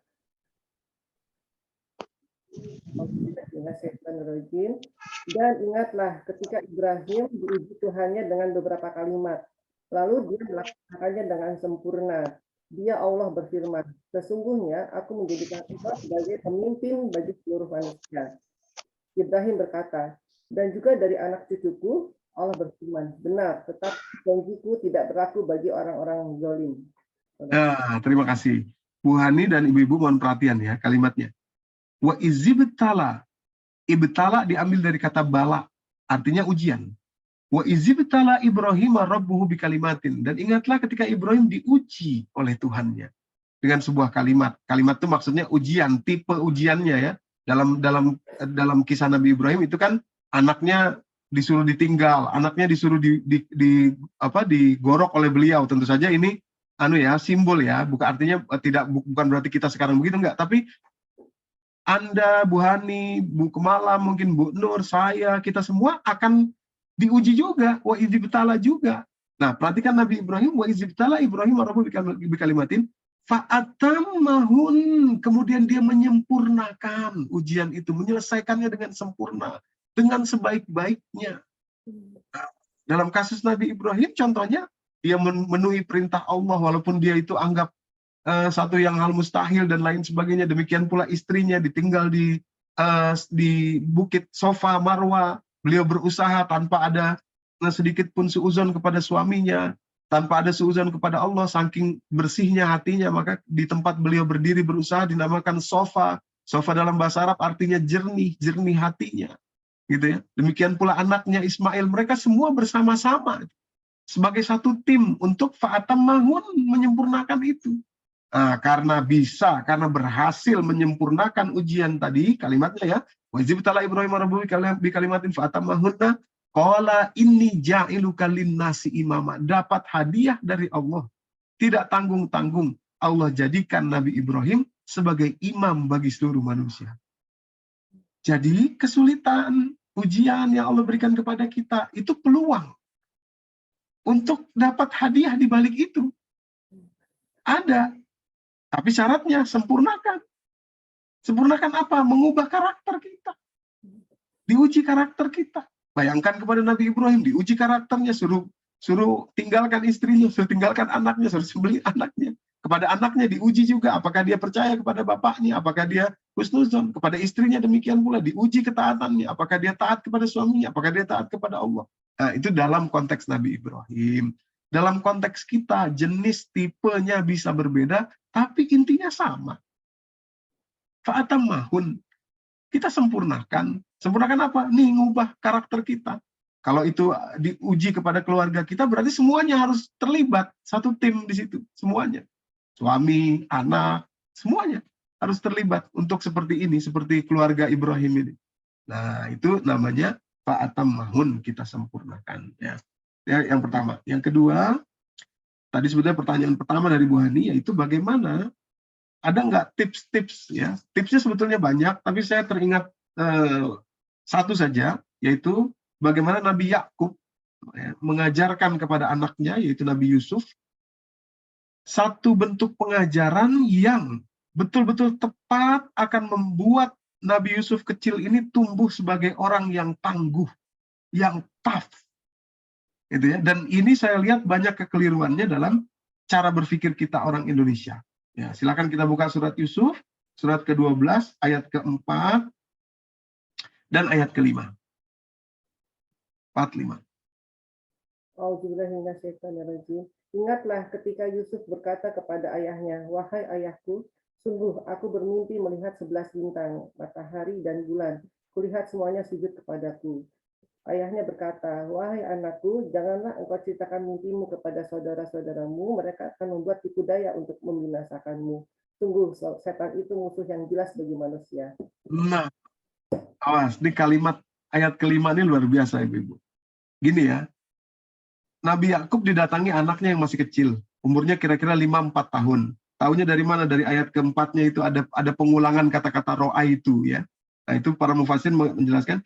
Jadi izqala Yusufu li abihi ya abati inni ro'aitu pertama, ini ro'aitu ahad asyara kaukaban wasyamsa wal qamara ro'aituhum li sajidin. 2 kali pengulangan menunjukkan ini anak kecil yang kita bisa bayangkan datang lari ke ayahnya, ayah, aku lihat apa? Aku lihat dalam mimpi ada 11 bintang, bulan dan matahari sujud kepada aku. Nah, masih anak kecil.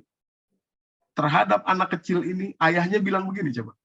Qala ya bunayya, la taqsus ru'yaka ala ikhwatika fayakidu laka kaidah. Wahai anakku sayang, jangan kamu ceritakan mimpimu ini kepada abang-abangmu. Nanti mereka akan membuat konspirasi untuk membunuh kamu. Kalau dalam adat orang Indonesia, masa anak kecil dibilangin begitu, bakal dibunuh abangnya, bakal dibunuh ini, ini keliruan kita. Ibu-ibu, keliru kita di sini. Dulu saya mengamalkan begitu. Dulu saya mengamalkan begini ya. Biarin anak-anak nggak usah tahu bapaknya nggak punya duit. Biarin kita yang tunggang langgang. Biarin kita yang pontang-panting. Yang penting anak tahu enaknya. Loh, salah. Dengan begitu anak Anda menjadi seperti gelas kristal. Geser sedikit, gumprang, pecah. Nggak tough, nggak tangguh dia. Gitu ya.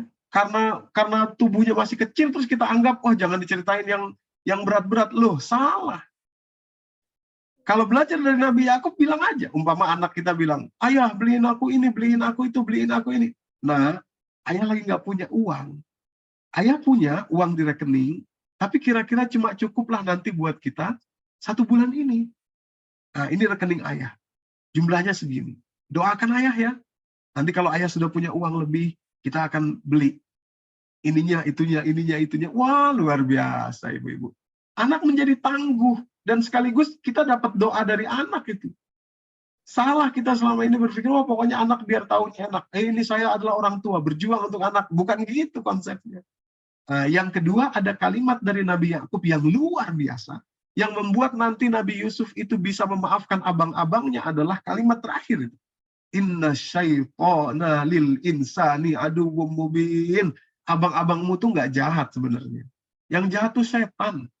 Setan yang menggoda abang-abangmu, makanya mereka begitu. Jadi nggak ada dendam.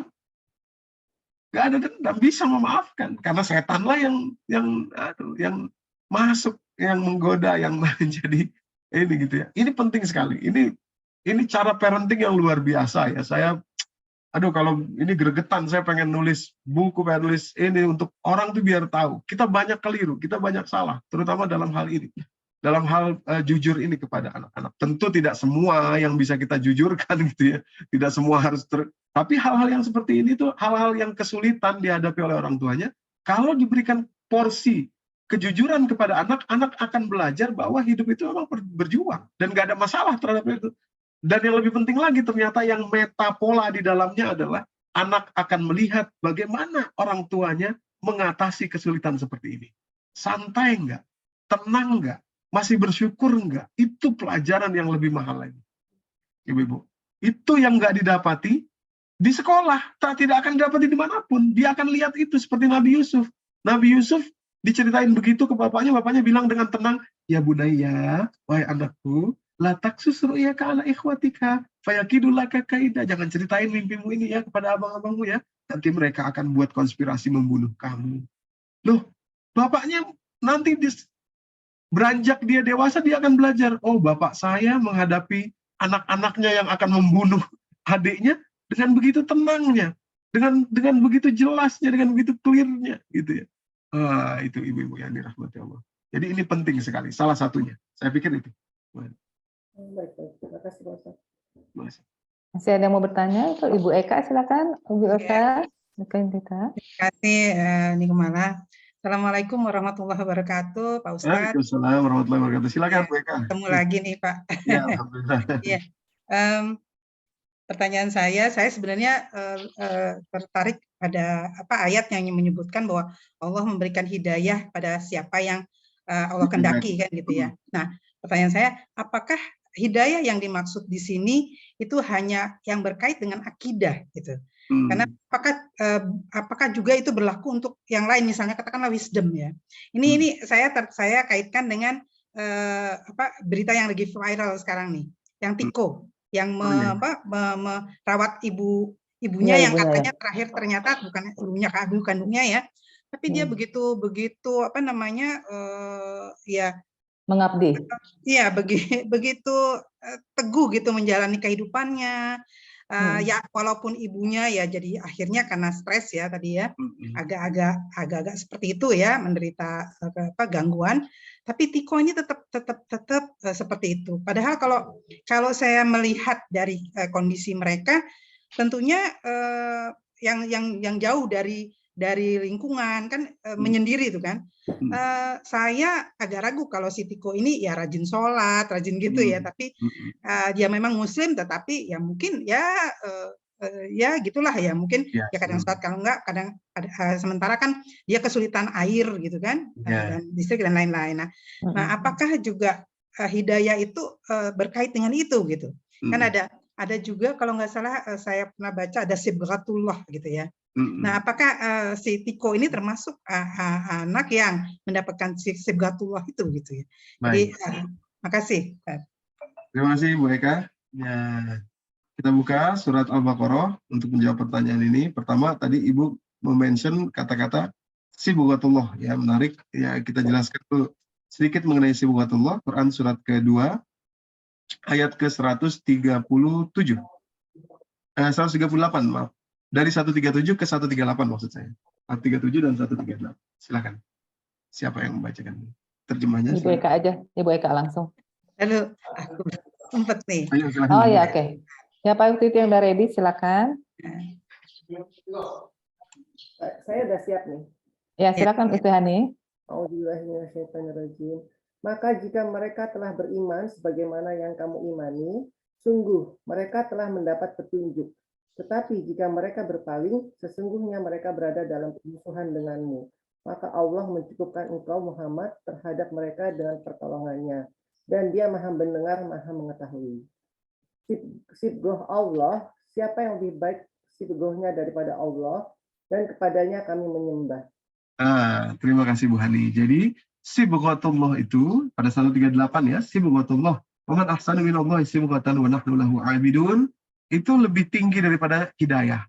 Jadi itu keimanan, karena pada ayat 137-nya fa in amanu bimithli ma amantum bihi faqad ihtadaw wa in tawallaw fa innama hum fi shiqaq. Jadi kalau beriman, levelnya keimanan sebagaimana imannya Rasulullah dan para sahabat, itu namanya tersibgoh.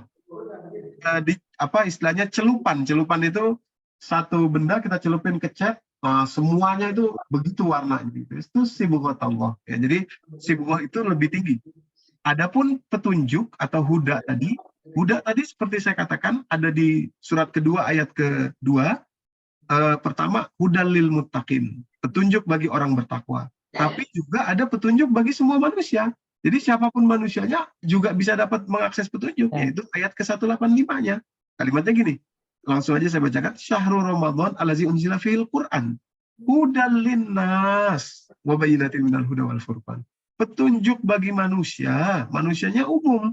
Mau dia seorang Hindu kek, mau dia seorang tidak pernah sholat kek, mau dia seorang pembunuh kek, mau dia seorang apapun, tapi ada porsi yang dimana dia akan melakukan kebaikan, dan kebaikan semua berasal dari Al-Quran. Nah, cuma kepada orang-orang yang seperti ini, balasannya hanya di dunia saja. Di Tiko tadi, mungkin dia nggak pernah sholat, nggak pernah ini, nggak pernah itu, mungkin juga, mohon maaf ya, mungkin meminum minuman keras, melakukan dosa yang dilarang Allah, tapi dia melakukan kebaikan itu, kebaikannya mungkin hanya sampai di dunia saja.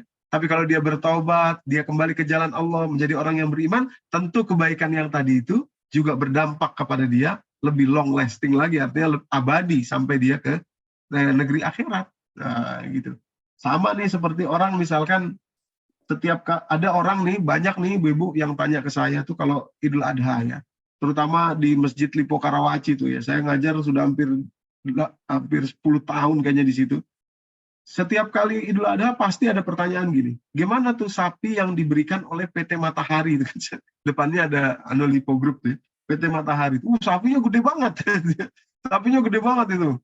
Itu gimana statusnya Ustadz? Apakah itu kurban juga? Nah, saya jelaskan. Itu bukan kurban. Kenapa? Karena yang memberikan bukan orang beriman. Loh, terus jadinya gimana?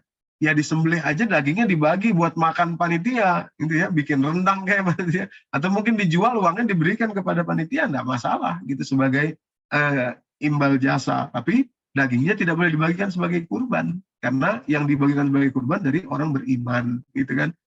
Yang nganterin, kok kita lihat kok memang dia bukan orang Muslim, gitu. Nah, memang dia bukan orang Muslim. Jadi maksud saya, petunjuk tidak hanya kepada agama saja, tapi petunjuk itu ada juga yang kepada manusia secara umum. Demikian, Bu Eka. Terima kasih, Ustadz. Terima kasih. Silakan, mungkin sebagai penutup Ustadz ya, satu lagi pertanyaan sebelum kita tutup dengan doa. Saya ada pertanyaan sedikit aja, Ustadz. Iya, silakan. Assalamualaikum warahmatullahi wabarakatuh. Ustadz, tadi kalau saya menyimak daripada apa yang Ustadz terangkan, itu kayaknya sebagian besar yang diterangkan adalah mengenai surat Al-A'raf ya. Jadi sebenarnya surat Al-A'raf ini apa sih sesungguhnya? Itu pertama. Kedua, kita tuh tidak mudah untuk membuat orang itu sadar tentang seperti kayaknya ibu itu kan dia sebenarnya udah trauma dari awal, tapi kan untuk menyadarkan dengan diri sendiri itu kan sulit, Sat, ya. Jadi sebenarnya apa yang harus kita lakukan gitu, karena mungkin kita dalam teori bisa sadar ya, kamu sadar, tapi dia sendiri orang yang sudah istilahnya ustazah tapi dia sendiri nggak bisa sadar, itu bagaimana caranya gitu ya, Ustaz? Itu aja, Ustaz. Terima kasih. Terima kasih, Bu. Jadi Bu Dian dan ibu-ibu yang dirahmati Allah, saya jawab yang kedua dulu ya. Jadi yang bisa dilakukan adalah segera melepas sifat-sifat iblis. Itu. Ya makanya kita identifikasi nih sifat iblis nih. Ini satu nih sekarang. Nanti insya Allah Rabu depan kita bahas lagi yang 3 sisanya. Nah, itu kita harus identifikasi, dan seperti Nabi Adam kita harus ngaku. Nabi Adam kan ngaku dia nanti di ayat 23 surat ini juga, surat Al-A'raf juga. Dia bilang gini, Rabbana zalamna anfusana. Ya Allah, saya salah ya Allah. Gitu. Jadi selama tidak ngaku, selama tidak menunggu, salah saya di sini. Ini sifat iblis nih, bukan sifat saya. Ini saya ikutin selama ini, saya keliru. Kalau kita tidak bisa ngaku gitu, nggak bisa. Gitu. Maka itu pertama langkahnya identifikasi sifat-sifatnya. Habis itu akui dan hilangkan. Tapi kan nggak mudah, Ustadz. Insya Allah setelah diakui, nah ini rahasia kecilnya nih. Setelah diakui itu akan mudah. Susah itu, sulit itu karena kita nggak mengakui, nggak mengakui. Tapi begitu kita mengakui akan lebih mudah, gitu ya. Oke, sekarang pertanyaan pertama tadi dari Bu Dian. Al-A'raf itu 206 ayat isinya. Surat ke-7 Al-A'raf itu sendiri adalah sebuah tempat nanti di akhirat seperti tempat transit bagi orang-orang yang belum masuk surga, tapi juga belum masuk neraka. Nah, dia tempatnya lebih atas, makanya disebut A'raf. Ya, A'raf itu di atas. Di situ nanti mereka melihat kepada penghuni surga dan penghuni neraka. Di situ mereka berdoa, betul-betul minta kepada, ya Allah, jangan sampai saya masuk ke yang sebelah neraka. Ya Allah, masukkan saya ke surga. Nah, kemudian di situ juga mereka melihat orang-orang yang di surga, mereka lihat orang-orang yang di neraka, gitu ya. Itu dimulai dari ayat ke 43 terus sampai ke 51 ya, mengenai A'raf itu tadi ya, Ashabul A'raf ya, tingginya itu. Nah, dalam hal penjelasan para mufassir, A'raf itu menunjukkan kepada kita penjelasan jangan sampai kita termasuk orang-orang yang tidak masuk neraka, tidak masuk surga, tapi justru masuk ke neraka karena hal-hal yang dijelaskan mulai dari Adam tadi sampai dengan yang terakhir nanti kepada perilaku orang ahlul kitab, orang ahlul kitab. Demikian kira-kira. Jadi sebagian besar juga harus ada di situ juga tercakup sifat-sifat yang keiblisan tadi mungkin banyak diutarakan di situ juga ya Ustaz. Banyak sekali. Makanya nanti juga ada di belakang itu tentang Fir'aun. Bagaimana Fir'aun, implementasi sifat iblis itu nanti dipakai oleh Fir'aun. Dia merasa takbur, tadi dia merasa ini. So, ada victim mentality nanti yang akan kita bahas itu dari Bani Israel dan lain sebagainya. Jadi memang karakter. Syukran kasihan Ustaz. Baik. Pak Ustadz, maaf satu lagi boleh nggak? Mau nanya apakah yang tadi anti takabur itu sama dengan tawadu kalau di kita Pak Ustadz? Mirip-mirip, ya, mirip-mirip tawadu. Ya, tapi memang mungkin lebih ke gini. Misalkan orang tawadu itu dia ada juga orang yang tawadu itu sombong karena ketawaduannya. Nah itu berarti dia takabur juga tawadu gitu. Tapi mirip, sudah benar gitu. Jadi tawadu, kalau boleh saya bilang tawadu 100%. Demikian kira-kira Bu. Mungkin ya tambahannya Ustadz, mungkin kadang-kadang tuh itu Ustadz yang kita harus jaga. Sifat sombong itu walaupun hanya diri kita yang tahu itu Ustadz, tadi itu kan. Kita merasa tawadu, kita merasa ya mungkin lebih baik, tapi walaupun tidak kita ungkapkan ya. Nggak diucapkan. Ya. Ini di dalam ada gitu ya. PR ya Ustadz buat kita. Tapi alhamdulillah Ustadz hari ini at least ayat 201 dan 202 itu harus kita betul-betul gabungkan jadi satu paket Ustadz ya. Jadi Ustadz bilang tadi holistik ya. Insya Allah Ustadz, alhamdulillah Ustadz sudah memberikan bocoran buat kita. Walaupun hari ini baru satu aja Ustadz ya yang dibocorkan sama Ustadz. Ya insya Allah kita semua bisa merubah karakter iblis, karena saya rasa ini soal pemaaf ini mungkin di diri kita semua ada semua ya Ustadz ya. Semua. Agak berat ya. Nah mungkin sangat ini berat, mungkin bukan agak berat, sangat berat. Iya betul. Jadi ini basic sekali Ustadz ya mungkin ya kajian hari ini. Terima kasih banyak Ustadz. Mungkin berkenan untuk memberikan doa untuk kita semua, teman-teman kita semua, orang tua yang pertama mungkin yang sedang sakit, yang sedang dalam kesulitan, dan juga mungkin kita semua diberikan sifat-sifat yang tawadu, sifat yang baik. Silakan Ustaz. Baik, terima kasih Bu Kumala dan Ibu-ibu yang dirahmati Allah. Mari kita bacakan suratul Fatihah untuk mungkin ada keluarga kita yang sakit atau mungkin yang dalam keadaan kesulitan saat ini. Nanti silakan ibu-ibu membayangkan saja siapa yang tersebut ya. Tapi mudah-mudahan dengan Al-Fatihah ini bisa memberi kebaikan kepada beliau-beliau semua itu. Amin. Al-haziniyah wa likulli niyatin sholihah wa ila hadratin nabiyina al-mustafa sallallahu alaihi wasallam. Al-Fatihah. A'udzubillahi minasyaitonir rajim. Bismillahirrahmanirrahim.